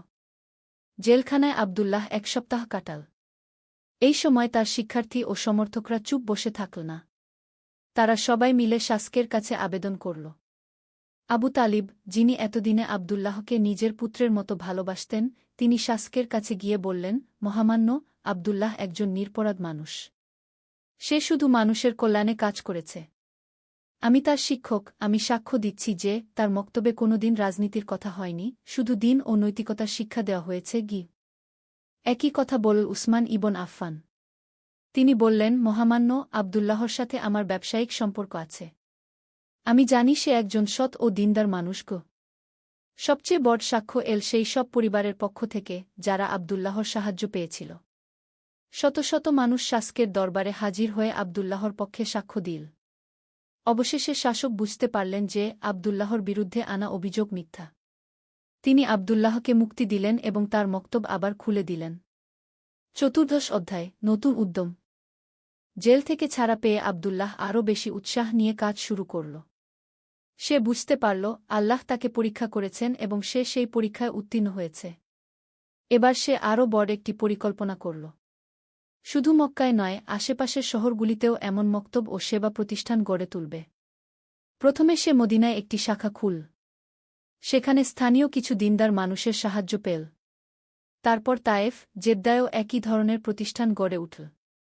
প্রতিটি প্রতিষ্ঠানের জন্য আবদুল্লাহ স্থানীয় মানুষদের থেকেই যোগ্য ব্যক্তিদের নেতৃত্বে নিয়োগ দিত। কিন্তু সব জায়গায় একই নিয়ম, বিনামূল্যে শিক্ষা, গরিবদের জন্য খাবার ও চিকিৎসার ব্যবস্থা, এবং সবার জন্য দ্বীনি শিক্ষা। পঞ্চদশ অধ্যায়, অভাবনীয় সাফল্য।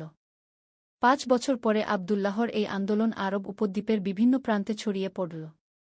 তার প্রতিষ্ঠিত মক্তবগুলি থেকে হাজার হাজার শিক্ষিত যুবক বের হল। তারা শুধু লেখাপড়া শেখেনি, শিখেছে জীবনের নৈতিক মূল্যবোধ। একদিন সাইদ ইবন জায়েদ, যে ছিল আবদুল্লাহর প্রথম মক্তবের সেই ভালো ছাত্র, সে এখন একজন সফল ব্যবসায়ী হয়েছে। কিন্তু সে তার আয়ের একটা বড় অংশ গরিব মানুষের সেবায় ব্যয় করত। সাইদ একদিন আবদুল্লাহর কাছে এসে বলল, উস্তাদ, আপনি আমাকে শুধু হিসাব নিকাশ শেখাননি, শিখিয়েছেন কিভাবে জীবন যাপন করতে হয়। আপনার দেখানো পথেই আমি চলছি। এমনই অসংখ্য ছাত্রছাত্রী ছড়িয়ে গেল আরবের বিভিন্ন প্রান্তে। তারা যেখানেই গেছে সেখানেই ভালোর বীজ বপন করেছে। ষোড়শ অধ্যায়, পারিবারিক জীবনে ভারসাম্য। এতসব কাজের মধ্যেও আবদুল্লাহ তার পারিবারিক দায়িত্ব ভুলে যায়নি। তার একটি সুখী সংসার ছিল। তার স্ত্রী খাদিজা এবং 2 সন্তান, পুত্র মুহাম্মদ ও কন্যা আয়েশা। খাদিজা তার স্বামীর কাজে পূর্ণ সমর্থন দিত। সে নিজেও মেয়েদের মক্তবে শিক্ষাদানের কাজে অংশ নিত। একদিন ছোট আয়েশা তার বাবাকে জিজ্ঞেস করল, আব্বা, আপনি এত কাজ করেন কেন? আমাদের সাথে কি বেশি সময় কাটাতে পারেন না? আবদুল্লাহ তার মেয়েকে কোলে নিয়ে বলল, বেটি, আল্লাহ আমাদের দুনিয়ায় পাঠিয়েছেন তার বান্দাদের সেবা করার জন্য। আমি যা করছি সেটা আল্লাহর জন্য করছি। তুমিও বড় হয়ে মানুষের সেবা করো। আয়েশা বলল, আব্বা, আমিও আপনার মতো মানুষের সেবা করব। সপ্তদশ অধ্যায়, বৃদ্ধ বয়সের চিন্তা। 5 বছর বয়সে এসে আবদুল্লাহ ভাবতে লাগল, তারপরে এই সব প্রতিষ্ঠান চালাবে কে? তার ছেলে মুহাম্মদ একজন যোগ্য যুবক, কিন্তু এত বড় দায়িত্ব একা সামলাতে পারবে কি? আবদুল্লাহ একটি পরিষদ গঠন করল। এই পরিষদে ছিল তার সবচেয়ে যোগ্য ছাত্র ও সহযোগীরা। তারা মিলে সিদ্ধান্ত নিল যে এই প্রতিষ্ঠানগুলি একক কোনো ব্যক্তির উপর নির্ভর করবে না, বরং একটি সংগঠিত পরিষদের মাধ্যমে পরিচালিত হবে। আবু তালিব, যিনি এতদিনে অনেক বৃদ্ধ হয়ে গেছেন, তিনি একদিন আবদুল্লাহকে বললেন, বেটা, আল্লাহ তোমাকে দিয়ে এক অসাধারণ কাজ করিয়ে নিয়েছেন। তুমি শুধু কয়েকটি মক্তব খোলনি, তুমি একটি আন্দোলন শুরু করেছ। অষ্টাদশ অধ্যায়, স্বপ্নের পূর্ণতা। 5 বছর বয়সে আবদুল্লাহ একটি বিশেষ স্বপ্ন দেখল। সেই একই নূরের আলো, সেই একই পথ। কিন্তু এবার পথে শুধু সে একা নেই, তার সাথে আছে হাজার হাজার মানুষ। সবাই সেই আলোর পথে হাঁটছে। স্বপ্নের শেষে আবার সেই আওয়াজ, আমার সন্তুষ্ট বান্দা, তুমি আমার দেওয়া দায়িত্ব ভালোভাবে পালন করেছ। আব্দুল্লাহ ঘুম থেকে উঠে ফজরের নামাজ পড়ল। তারপর দীর্ঘ সিজদায় গেল এবং আল্লাহর কাছে শুকরিয়া আদায় করল। ১৯তম অধ্যায়, পরবর্তী প্রজন্মের দায়িত্ব। আব্দুল্লাহর ছেলে মুহাম্মদ এবং মেয়ে আয়েশা দুজনেই বাবার পথ অনুসরণ করল। মুহাম্মদ প্রতিষ্ঠানগুলোর পরিচালনার দায়িত্ব নিল, আর আয়েশা নারী শিক্ষার ক্ষেত্রে কাজ করতে লাগল। একদিন আয়েশা তার বাবাকে বলল, আব্বা, আমি আরেকটি প্রকল্প শুরু করতে চাই। অনাথ শিশুদের জন্য একটি আশ্রম। আব্দুল্লাহ খুশি হয়ে বলল, চমৎকার। রাসূলুল্লাহ নিজে অনাথ ছিলেন। অনাথদের সেবা করা খুবই সোয়াবের কাজ। এভাবে একের পর এক নতুন প্রকল্প যোগ হতে লাগল। কেউ কুষ্ঠরোগীদের সেবায়, কেউ বৃদ্ধদের দেখাশোনায়, কেউ পথহারা যুবকদের সঠিক পথে আনার কাজে লেগে গেল। ২০ অধ্যায়, জীবনের সায়াহ্ন। ৬-০ বছর বয়সে আব্দুল্লাহ অসুস্থ হয়ে পড়ল। ডাক্তাররা বলল, তার আর বেশি দিন নেই। মৃত্যুশয্যায় শুয়ে আব্দুল্লাহর কাছে এসেছিল শত শত মানুষ, যাদের জীবনে সে কোনো না কোনোভাবে আলো ফেলেছিল। আবু তালিব, যিনি এতদিনে প্রায় অন্ধ হয়ে গেছেন, তিনি আব্দুল্লাহর হাত ধরে বললেন, বেটা, আল্লাহ তোমাকে জান্নাত নসিব করুন। তুমি দুনিয়ায় একটি জান্নাত তৈরি করেছ। সাইদ ইবন জায়েদ, যে এখন একজন প্রতিষ্ঠিত ব্যবসায়ী এবং সমাজসেবক, সে এসে বলল, উস্তাদ, আপনার দেখানো পথেই আমরা চলব। আপনার স্বপ্ন আমরা পূরণ করব। উম্মে সালামা, সেই বিধবা মহিলা যে একসময় ভিক্ষা করত, সে এখন নিজেই একটি কুটির শিল্পের কারখানা চালা। সে কাঁদতে কাঁদতে বলল, ভাই, আপনি আমার এই জীবন দিয়েছেন। ২১তম অধ্যায়, চূড়ান্ত মুহূর্ত। মৃত্যুর আগের রাতে আব্দুল্লাহ তার পরিবার ও ঘনিষ্ঠ সাথীদের ডেকে বলল, আমার প্রিয় মানুষেরা, আল্লাহ আমাকে একটি সুন্দর জীবন দিয়েছেন। আমি যা করেছি সবই আল্লাহর তৌফিকে। তোমরা এই কাজ চালিয়ে যেও। মনে রাখবে, প্রতিটি মানুষের সেবা করা মানে আল্লাহর সেবা করা। তার ছেলে মুহাম্মদ জিজ্ঞেস করল, আব্বা, আমাদের জন্য কোনো বিশেষ উপদেশ? আব্দুল্লাহ বলল, বেটা, সবসময় মনে রাখবে, নিয়ত থাকতে হবে পরিষ্কার, কাজ করতে হবে আন্তরিকতা দিয়ে, আর সবকিছু আল্লাহর উপর ছেড়ে দিতে হবে। গর্ব করো না, কারণ সব সফলতা আল্লাহর পক্ষ থেকে। সেই রাতেই তাহাজ্জুদের সময় আব্দুল্লাহ ইবন উমর আল্লাহর সান্নিধ্যে চলে গেল। তার শেষ কথা ছিল, লা ইলাহা ইল্লাল্লাহু মুহাম্মাদুর রাসূলুল্লাহ।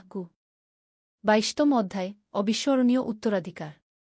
আব্দুল্লাহর মৃত্যুর খবর পুরো আরব উপদ্বীপে ছড়িয়ে পড়ল। তার জানাজায় হাজার হাজার মানুষ উপস্থিত হল। রাজা, প্রজা, ধনীগরিব সবাই একসাথে তার জানাজার নামাজ পড়ল। কিন্তু আব্দুল্লাহর আসল স্মৃতিস্তম্ভ ছিল তার প্রতিষ্ঠিত সেই সব প্রতিষ্ঠান। তার মৃত্যুর পরেও সেগুলি আরও শক্তিশালী হয়ে উঠল। তার ছেলে মুহাম্মদ বাবার স্বপ্ন বাস্তবায়ন করতে আরও দৃঢ়প্রতিজ্ঞ হল। সে বিভিন্ন দেশে প্রতিনিধি পাঠিয়ে এই আন্দোলন ছড়িয়ে দিতে লাগল। আয়েশা নারী শিক্ষার ক্ষেত্রে অগ্রণী ভূমিকা পালন করল। তার প্রতিষ্ঠিত নারী শিক্ষা প্রতিষ্ঠানগুলি থেকে বের হওয়া মেয়েরা সমাজের বিভিন্ন ক্ষেত্রে অবদান রাখতে লাগল।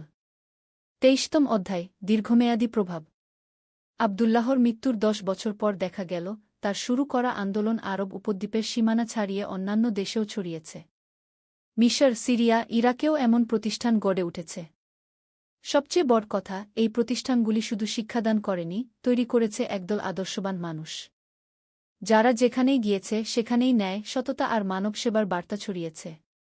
একদিন এক বিদেশি ব্যবসায়ী, যে আরবে এসেছিল ব্যবসার কাজে, সে মন্তব্য করেছিল, এই আরব ভূমিতে আমি যে সততা আর সহানুভূতি দেখেছি, তা অন্য কোথাও দেখিনি। এখানকার মানুষের মধ্যে একটা আলাদা গুণ আছে। ২৪তম অধ্যায়, শিক্ষা ও উপদেশ।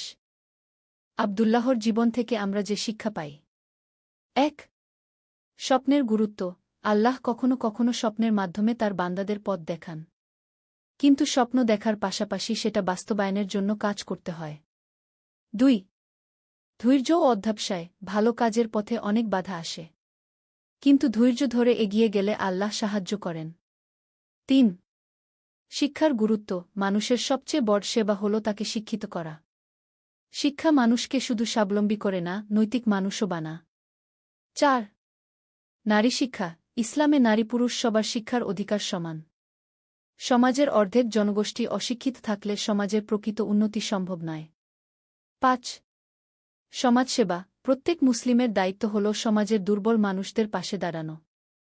এটা শুধু সাদকা দেওয়া নয়, তাদের স্বাবলম্বী করে তোলা। 6.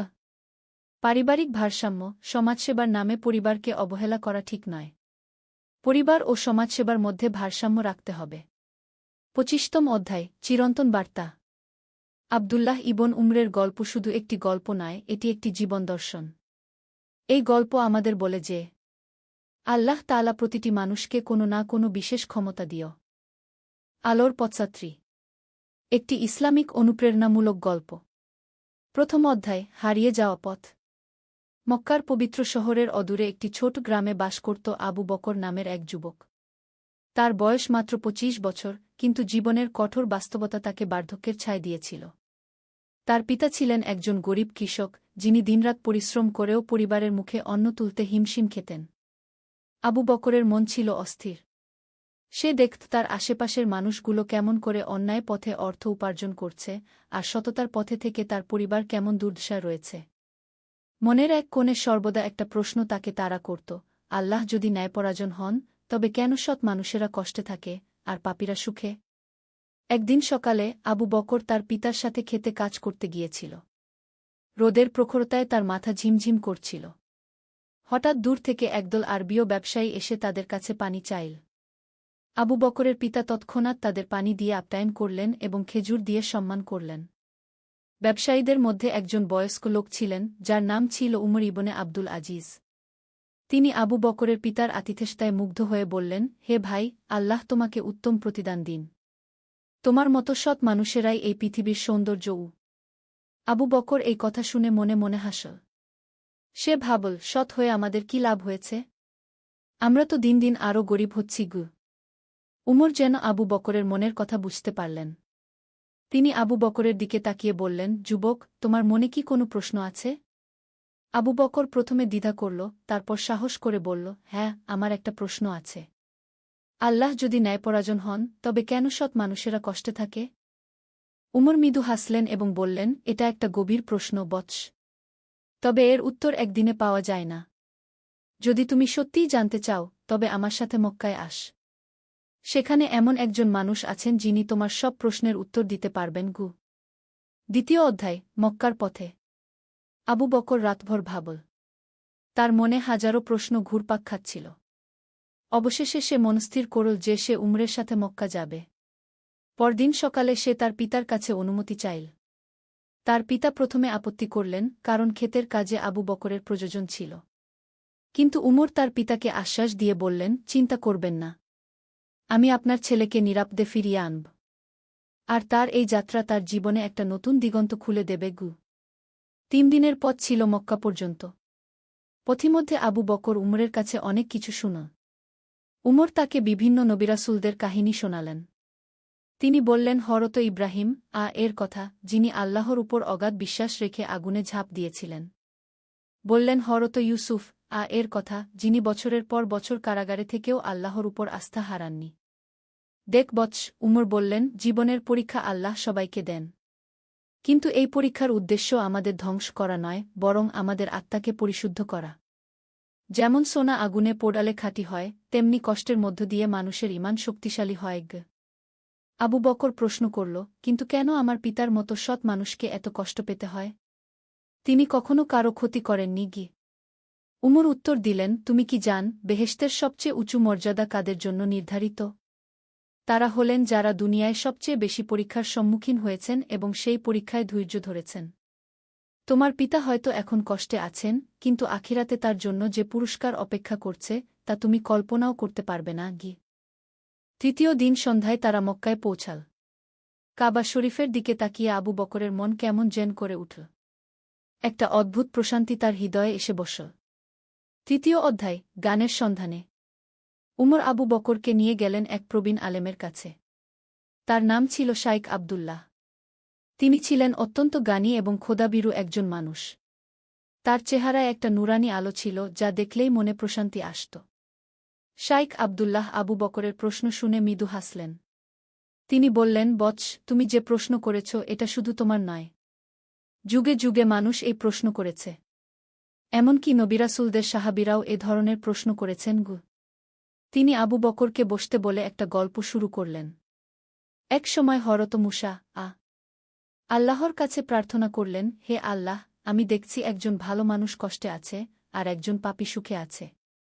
এটা কেন? আল্লাহ তাআলা তাকে বললেন, হে মুসা, তুমি কি একটা বিশেষ সফরে যেতে চাও যেখানে তোমার এই প্রশ্নের উত্তর পেয়ে যাবে? হরত মুসা রাজি হলেন। আল্লাহ তাকে বললেন তার সাথে একজন বিশেষ বান্দা যাবেন যার নাম খিজির কিন্তু শর্ত হল মুসা কোনো কিছু সম্পর্কে প্রশ্ন করতে পারবেন না যতক্ষণ না খিজির নিজে বুঝিয়ে দেন গু। শাইখ আবদুল্লাহ গল্পটা অত্যন্ত জীবন্তভাবে বললেন। আবু বকর মুগ্ধ হয়ে শুনতে লাগল। সফরের সময় খিজির তিনটি কাজ করলেন যা দেখে মুসা অবাক হলেন। প্রথমে তিনি একটা নৌকায় ফুটো করলেন, তারপর একটা নির্দোষ যুবককে হত্যা করলেন এবং শেষে একটা দেয়াল মেরামত করলেন যার মালিক তাদের সাথে ভালো ব্যবহার করেনি মুসা যখন আর সহ্য করতে পারলেন না তখন খিজির তাকে সব কিছুর রহস্য বুঝিয়ে দিলেন। নৌকায় ফুটো করার কারণ ছিল যাতে একজন অত্যাচারী বাদশাহ সেটা জোর করে নিয়ে না যায়। যুবকটিকে হত্যার কারণ ছিল যে সে বড় হলে তার পিতামাতাকে কষ্ট দিত। আর দেয়াল মেরামতের নিচে ছিল 2টি এতিম বালকের সম্পত্তি যা রক্ষা করা দরকার ছিল। আবু বকর প্রশ্ন করল, এই গল্পের সাথে আমার প্রশ্নের সম্পর্ক কি? শাইখ আবদুল্লাহ বললেন, বৎস, এই গল্পের শিক্ষা হল আমরা শুধু বর্তমানটা দেখি, কিন্তু আল্লাহ অতীত, বর্তমান ও ভবিষ্যৎ সব দেখেন। যে কাজগুলো আমাদের কাছে অন্যায় মনে হয় সেগুলোর পেছনেও আল্লাহর হিকমত আছে। তোমার পিতার দারিদ্র্য হয়তো তাকে অহংকার থেকে মুক্ত রাখছে। হয়তো এই কষ্ট তার গুনাহের কাফফারা হচ্ছে। অথবা আল্লাহ তাকে পরীক্ষা করে দেখছেন যে তিনি কৃতজ্ঞ থাকেন কিনা। আর যারা অন্যায় করে সুখে আছে তাদের জন্য হয়তো আরও কঠিন পরিণাম অপেক্ষা করছে। চতুর্থ অধ্যায়, অন্তর্দৃষ্টির আলো। আবু বকর শাইখের কাছে 1 সপ্তাহ ছিল। প্রতিদিন তিনি নতুন নতুন বিষয় শিখত। শাইখ আবদুল্লাহ তাকে কুরআন ও হাদিসের গভীর অর্থ বুঝিয়ে দিতেন। একদিন শাইখ বললেন, বৎস, তুমি কি জান আল্লাহর কাছে সবচেয়ে প্রিয় বান্দা কারা? আবু বকর বলল, যারা বেশি নামাজ পড়ে, রোজা রাখে। শাইখ হাসলেন, এগুলো অবশ্যই ভালো কাজ। কিন্তু আল্লাহর কাছে সবচেয়ে প্রিয় হল সেই বান্দা যে কষ্টের মধ্যেও তার উপর আস্থা রাখে, কৃতজ্ঞতা প্রকাশ করে এবং অন্যদের সাহায্য করে। তিনি আরও বললেন, তুমি দেখ রাসূলুল্লাহ এর জীবনে কত কষ্ট ছিল। তায়েফে তাকে পাথর মারা হয়েছিল, মক্কায় তাকে নানা ধরনের অত্যাচার করা হয়েছিল। কিন্তু তিনি কখনো আল্লাহর প্রতি অভিমান করেননি। বরং তিনি বলতেন, হে আল্লাহ, আমি তোমার ফয়সালা সন্তুষ্ট। আবু বকর বুঝতে পারল যে তার দৃষ্টিভঙ্গি সংকীর্ণ ছিল। সে শুধু দুনিয়ার সুখ দুঃখ দেখছিল, কিন্তু আখিরাতের দিকে নজর দেয়নি। শাইখ আবদুল্লাহ একদিন তাকে নিয়ে গেলেন মক্কার এক দরিদ্র পরিবারের কাছে। সেই পরিবারের কর্তা ছিলেন একজন অন্ধ লোক, নাম আবু উমর। তার স্ত্রী অসুস্থ এবং 2টি ছোট সন্তান ছিল। কিন্তু তাদের চেহারায় ছিল অপূর্ব প্রশান্তি। আবু উমর যখন জানতে পারলেন যে মেহমানরা এসেছেন, তিনি অত্যন্ত আনন্দিত হলেন এবং যা কিছু ছিল তা দিয়ে আপ্যায়ন করলেন। খাওয়ার পর তিনি আল্লাহর শুকরিয়া আদায় করলেন।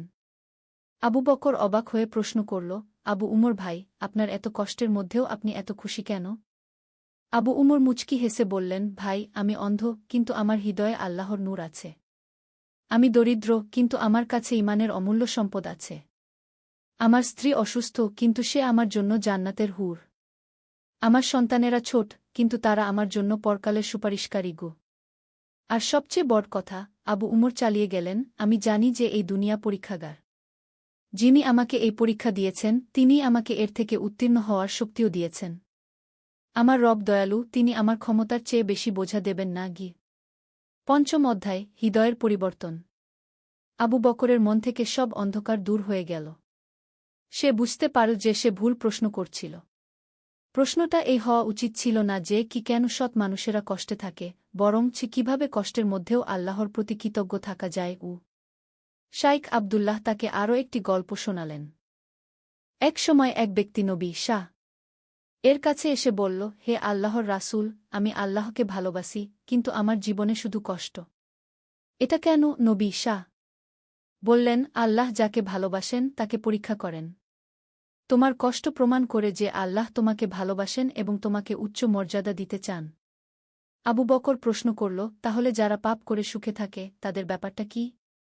শাইখ বললেন, তাদের জন্য এটা আল্লাহর ইস্তিদরাজ, অর্থাৎ ধীরে ধীরে ধ্বংসের দিকে নিয়ে যাওয়া। তারা ভাবে তারা সুখে আছে, কিন্তু আসলে তারা আল্লাহর থেকে দূরে সরে যাচ্ছে। তাদের পরিণাম শেষ পর্যন্ত ভয়াবহ হবে। আর যারা কষ্টের মধ্যেও ধৈর্য ধরে আল্লাহর উপর আস্থা রাখে, তাদের জন্য প্রতিটি কষ্ট গুনাহের কাফফারা হয় এবং তাদের মর্যাদা বৃদ্ধি পায়। আবু বকর মনে মনে তার পিতার কথা ভাবল। তিনি কত ধৈর্যের সাথে সব কষ্ট সহ্য করছেন, কখনো অভিযোগ করেন না, বরং আল্লাহর শুকরিয়া আদায় করেন। ষষ্ঠ অধ্যায়, নতুন দৃষ্টিভঙ্গি। একদিন উমর এসে আবু বকরকে বললেন, এখন তোমার বাড়ি ফেরার সময় হয়েছে। তোমার পিতা নিশ্চয়ই তোমার অপেক্ষায় আছেন গি। আবু বকর শাইখ আবদুল্লাহর কাছ থেকে বিদায় নিল। শাইখ তাকে একটি উপদেশ দিলেন। বৎস, মনে রাখবে, জীবনের সব ঘটনাই আল্লাহর হিকমতের অংশ। কখনো অভিযোগ করবে না, বরং শুকরিয়া আদায় কর। কষ্টের সময় ধৈর্য ধর, সুখের সময় বিনয়ী থাক। আর সর্বোপরি অন্যদের সেবা কর। এটাই হল সত্যিকারের মুমিনের জীবন। ফেরার পথে আবু বকর উমরকে বলল, উমর চাচা, আমি এখন বুঝতে পারছি যে আমার দৃষ্টিভঙ্গি কত সংকীর্ণ ছিল। আমি শুধু দুনিয়ার চশমা দিয়ে সব কিছু দেখছিলাম। উমর বললেন, এটাই হল জ্ঞান অর্জনের ফল বৎস। যখন তুমি আল্লাহর দৃষ্টিভঙ্গি দিয়ে দেখতে শুরু কর, তখন সব কিছুই পরিষ্কার হয়ে যায়। পথিমধ্যে তারা এক ব্যবসায়ীর সাথে দেখা হল যার নাম ছিল আবু জাহিল। সে ছিল অত্যন্ত ধনী, কিন্তু অহংকারী এবং কৃপণ। একজন ভিক্ষুক তার কাছে সাহায্য চাইলে সে তাকে ধমক দিয়ে তাড়িয়ে দিল। আবু বকর দেখল যে আবু জাহিলের চেহারায় কোনো শান্তি নেই। বিশাল সম্পদ থাকা সত্ত্বেও তার মুখে অসন্তুষ্টির ছাপ। উমর আবু বকরকে বললেন, দেখেছ, অর্থসম্পদ মানুষকে প্রকৃত সুখ দিতে পারে না। প্রকৃত সুখ পাওয়া যায় আল্লাহর সন্তুষ্টি অর্জনের মাধ্যমে। সপ্তম অধ্যায়, ঘরে ফেরা। 3 দিন পর আবু বকর তার গ্রামে পৌঁছাল। তার পিতা তাকে দেখে অত্যন্ত আনন্দিত হলেন। আবু বকর তার পিতার পা জড়িয়ে ধরে কাঁদতে শুরু করল। বাবা, আমি আপনার কাছে ক্ষমা চাই, আবু বকর বলল। আমি আপনার ধৈর্য এবং আল্লাহর প্রতি আস্থার মূল্য বুঝতে পারিনি। তার পিতা অবাক হয়ে বললেন, বৎস, তুমি কি বলছ? তোমার কোনো দোষ নেই। আবু বকর তার পিতাকে সব কিছু খুলে বলল। তার মনের দ্বন্দ্ব, প্রশ্ন এবং মক্কায় গিয়ে যা শিখেছে সব। তার পিতা মৃদু হেসে বললেন, বৎস, আমি জানতাম যে তোমার মনে প্রশ্ন আছে। কিন্তু আমি এও জানতাম যে এই প্রশ্নগুলোর উত্তর তোমাকে নিজেই খুঁজে বের করতে হবে। আল্লাহ তোমাকে সঠিক পথ দেখিয়েছেন। সেদিন রাতে আবু বকর দীর্ঘ সিজদায় পড়ে রইল। সে আল্লাহর কাছে তওবা করল তার পূর্বের চিন্তাভাবনার জন্য এবং কৃতজ্ঞতা প্রকাশ করল সঠিক পথ দেখানোর জন্য। অষ্টম অধ্যায়, নতুন জীবনের সূচনা। পরের দিন থেকে আবু বকরের জীবনে নতুন মাত্রা যোগ হল। সে আগের মতোই তার পিতার সাথে খেতে কাজ করত, কিন্তু এবার তার মনোভাব সম্পূর্ণ আলাদা ছিল। সে প্রতিটি কাজকে আল্লাহর ইবাদত মনে করে করত। গ্রামের মসজিদে সে নিয়মিত যেতে শুরু করল। ইমাম সাহেব তার পরিবর্তন দেখে অবাক হলেন। আবু বকর তাকে তার অভিজ্ঞতার কথা বলল। ইমাম সাহেব বললেন, আল্লাহ তোমাকে বিশেষ অনুগ্রহ করেছেন বৎস। এই জ্ঞান শুধু নিজের মধ্যে রেখে দিও না, অন্যদের মধ্যেও ছড়িয়ে দাও। আবু বকর ঠিক তাই করতে শুরু করল। সে গ্রামের যুবকদের সাথে বসত এবং তাদের ইসলামের সৌন্দর্য বুঝিয়ে বলত। সে তাদের বলত কিভাবে কষ্টের মধ্যেও আল্লাহর প্রতি আস্থা রাখতে হয়। একদিন গ্রামে এক বিপদ এল। খরার কারণে ফসল নষ্ট হয়ে গেল। অনেকেই হতাশ হয়ে পড়ল। কিন্তু আবু বকর সবাইকে ধৈর্য ধরতে বলল। সে বলল, ভাইয়েরা, এটা আল্লাহর পরীক্ষা। আমরা যদি এখন ধৈর্য ধরি এবং একে অপরকে সাহায্য করি, তবে আল্লাহ অবশ্যই আমাদের পথ বের করে দেবেন। আবু বকরের কথায় অনুপ্রাণিত হয়ে গ্রামবাসীরা একসাথে কাজ করতে শুরু করল। যার যা আছে তাই ভাগাভাগি করে নিল। অল্প কিছুদিনেই আবার বৃষ্টি হল এবং পরিস্থিতি স্বাভাবিক হল। নবম অধ্যায়, সেবার পথে। আবু বকর বুঝতে পারল যে জ্ঞান অর্জনই যথেষ্ট নয়, সেই জ্ঞান অনুযায়ী কাজ করাও দরকার। সে গ্রামের দরিদ্র মানুষদের সেবা করতে শুরু করল। প্রতি জুমার দিন সে একটি অংশ টাকা সঞ্চয় করে রাখত এবং সেই টাকা দিয়ে গরিবদের সাহায্য করত। তার পিতা তার এই পরিবর্তন দেখে অত্যন্ত খুশি হলেন। একদিন গ্রামে এক অচেনা লোক এল। সে ছিল অসুস্থ এবং ক্ষুধার্ত। গ্রামের অনেকেই তাকে সন্দেহের চোখে দেখল। কিন্তু আবু বকর তাকে নিজের ঘরে নিয়ে এল এবং চিকিৎসার ব্যবস্থা করল। সেই ব্যক্তি সুস্থ হয়ে উঠলে জানা গেল যে সে আসলে একজন বিখ্যাত আলেম ছিলেন। তিনি আবু বকরের সেবা দেখে অত্যন্ত মুগ্ধ হলেন এবং তাকে দোয়া করলেন। হে আল্লাহ, তিনি বললেন, এই যুবককে তুমি দুনিয়া ও আখিরাতে কল্যাণ দান কর। তার সেবার বিনিময়ে তাকে উত্তম প্রতিদান দাও। কয়েকদিন পরই আবু বকরের জীবনে একটি আশ্চর্য ঘটনা ঘটল। শহর থেকে এক ব্যবসায়ী এসে তাদের জমির একটি অংশ ক্রয় করতে চাইলেন। তিনি এত ভালো দাম দিলেন যে আবু বকরের পরিবারের আর্থিক অবস্থা রাতারাতি ভালো হয়ে গেল। 10ম অধ্যায়, পরীক্ষার নতুন রূপ। অর্থের আগমনের সাথে সাথে আবু বকরের জন্য নতুন পরীক্ষা এল।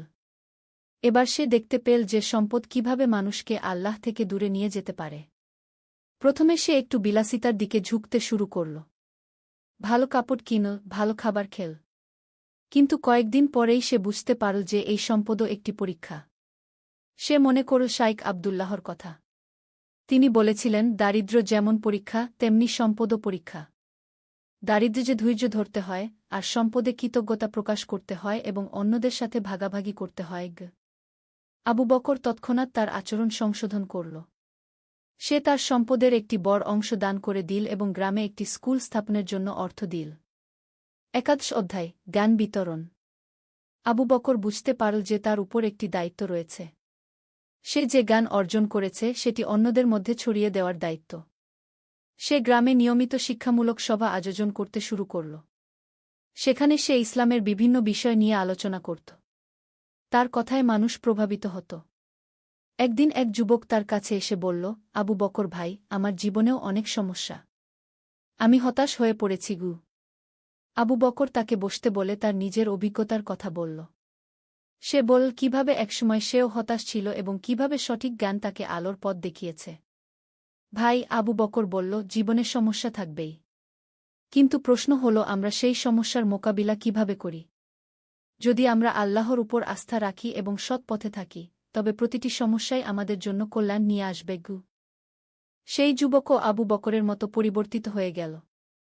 এভাবে একের পর এক মানুষ আবু বকরের কাছে আসত এবং সঠিক পথের সন্ধান পেত। 10 অধ্যায়, হজের সফর। কয়েক বছর পর আবু বকরের হজ করার সৌভাগ্য হল। মক্কায় পৌঁছে সে শাইখ আবদুল্লাহর সাথে দেখা করল। শাইখ তাকে দেখে অত্যন্ত খুশি হলেন। তিনি বললেন, বৎস, তোমার চেহারায় যে নূর দেখছি তা প্রমাণ করে যে তুমি সঠিক পথে আছো। আবু বকর তার এতদিনের অভিজ্ঞতা শাইখের সাথে ভাগাভাগি করল। শাইখ শুনে বললেন, আল্লাহ তোমাকে যে জ্ঞান দিয়েছেন সেটি তুমি ভালোভাবে কাজে লাগিয়েছ। এটাই হল প্রকৃত মুমিনের লক্ষণ। হজের সময় আবু বকর বিভিন্ন দেশের মুসলিমদের সাথে মিলিত হল। সে দেখল যে সারা পৃথিবীর মুসলিমরা একই ধরনের সমস্যার সম্মুখীন হয়, কিন্তু যারা ইমানে অটল থাকে তারা সবাই শান্তিতে আছে। কাবা শরীফে দাঁড়িয়ে আবু বকর আল্লাহর কাছে দোয়া করল, হে আল্লাহ, তুমি আমাকে যে জ্ঞান দিয়েছ সেটি যেন আমি জীবনের শেষ দিন পর্যন্ত কাজে লাগাতে পারি। আমাকে সঠিক পথে অটল রাখু। 13 অধ্যায়, ফিরে আসা। হজ থেকে ফিরে আবু বকর আরও বেশি করে মানুষের সেবায় নিজেকে নিয়োজিত করল। সে একটি এতিমখানা স্থাপন করল এবং দরিদ্র ছেলে মেয়েদের বিনামূল্যে শিক্ষার ব্যবস্থা করল। তার পিতা এখন বৃদ্ধ হয়ে গেছেন। আবু বকর তার সেবা করে অত্যন্ত আনন্দ পেত। একদিন তার পিতা তাকে বললেন, বৎস, আমি আল্লাহর কাছে কৃতজ্ঞ যে তিনি আমাকে তোমার মতো একটি সন্তান দিয়েছেন। আবু বকর বলল, বাবা, আপনিই তো আমার প্রথম শিক্ষক। আপনার ধৈর্য এবং আল্লাহর প্রতি আস্থা দেখেই আমি শিখেছি। কয়েক বছর পর তার পিতা ইন্তেকাল করলেন। মৃত্যুর আগে তিনি আবু বকরকে বললেন, বৎস, আমার জন্য দুঃখ করো না। আমি আমার রবের কাছে যাচ্ছি। তুমি যে পথে আছো সেই পথেই থেকো। 14 অধ্যায়, জীবনের সন্ধ্যা। আবু বকর এখন একজন প্রবীণ মানুষ। তার চুল সাদা হয়ে গেছে, কিন্তু তার চেহারায় এখনও সেই শান্তির আলো রয়েছে। তার স্থাপিত স্কুল থেকে অনেক শিক্ষিত যুবক বের হয়েছে যারা সমাজে ভালো কাজ করছে। একদিন তার কাছে এক যুবক এল। সে বলল, চাচা, আমি আপনার জীবনের গল্প শুনেছি। আমিও জানতে চাই কিভাবে জীবনে শান্তি পাওয়া যায়। আবু বকর হেসে বলল, বৎস, এটা খুবই সহজ। তুমি আল্লাহর উপর আস্থা রাখ, কষ্টের সময় ধৈর্য ধর, সুখের সময় কৃতজ্ঞতা প্রকাশ কর এবং অন্যদের সেবা কর। এই 4টি জিনিস যদি তুমি মেনে চল তবে তোমার জীবনে শান্তি আসবেই। কিন্তু চাচা, যুবকটি বলল, এগুলো তো খুব সাধারণ কথা। আবু বকর বলল, হ্যাঁ, এগুলো সাধারণ কথা, কিন্তু এগুলো পালন করাটাই হলো আসল চ্যালেঞ্জ। আমিও একসময় ভাবতাম যে জীবন জটিল, কিন্তু পরে বুঝতে পেরেছি যে জীবন আসলে অত্যন্ত সহজ যদি আমরা সঠিক দৃষ্টিভঙ্গি রাখি। উপসংহার: চিরন্তন শিক্ষা। আবু বকরের জীবনের গল্প থেকে আমরা কয়েকটি চিরন্তন শিক্ষা পাই।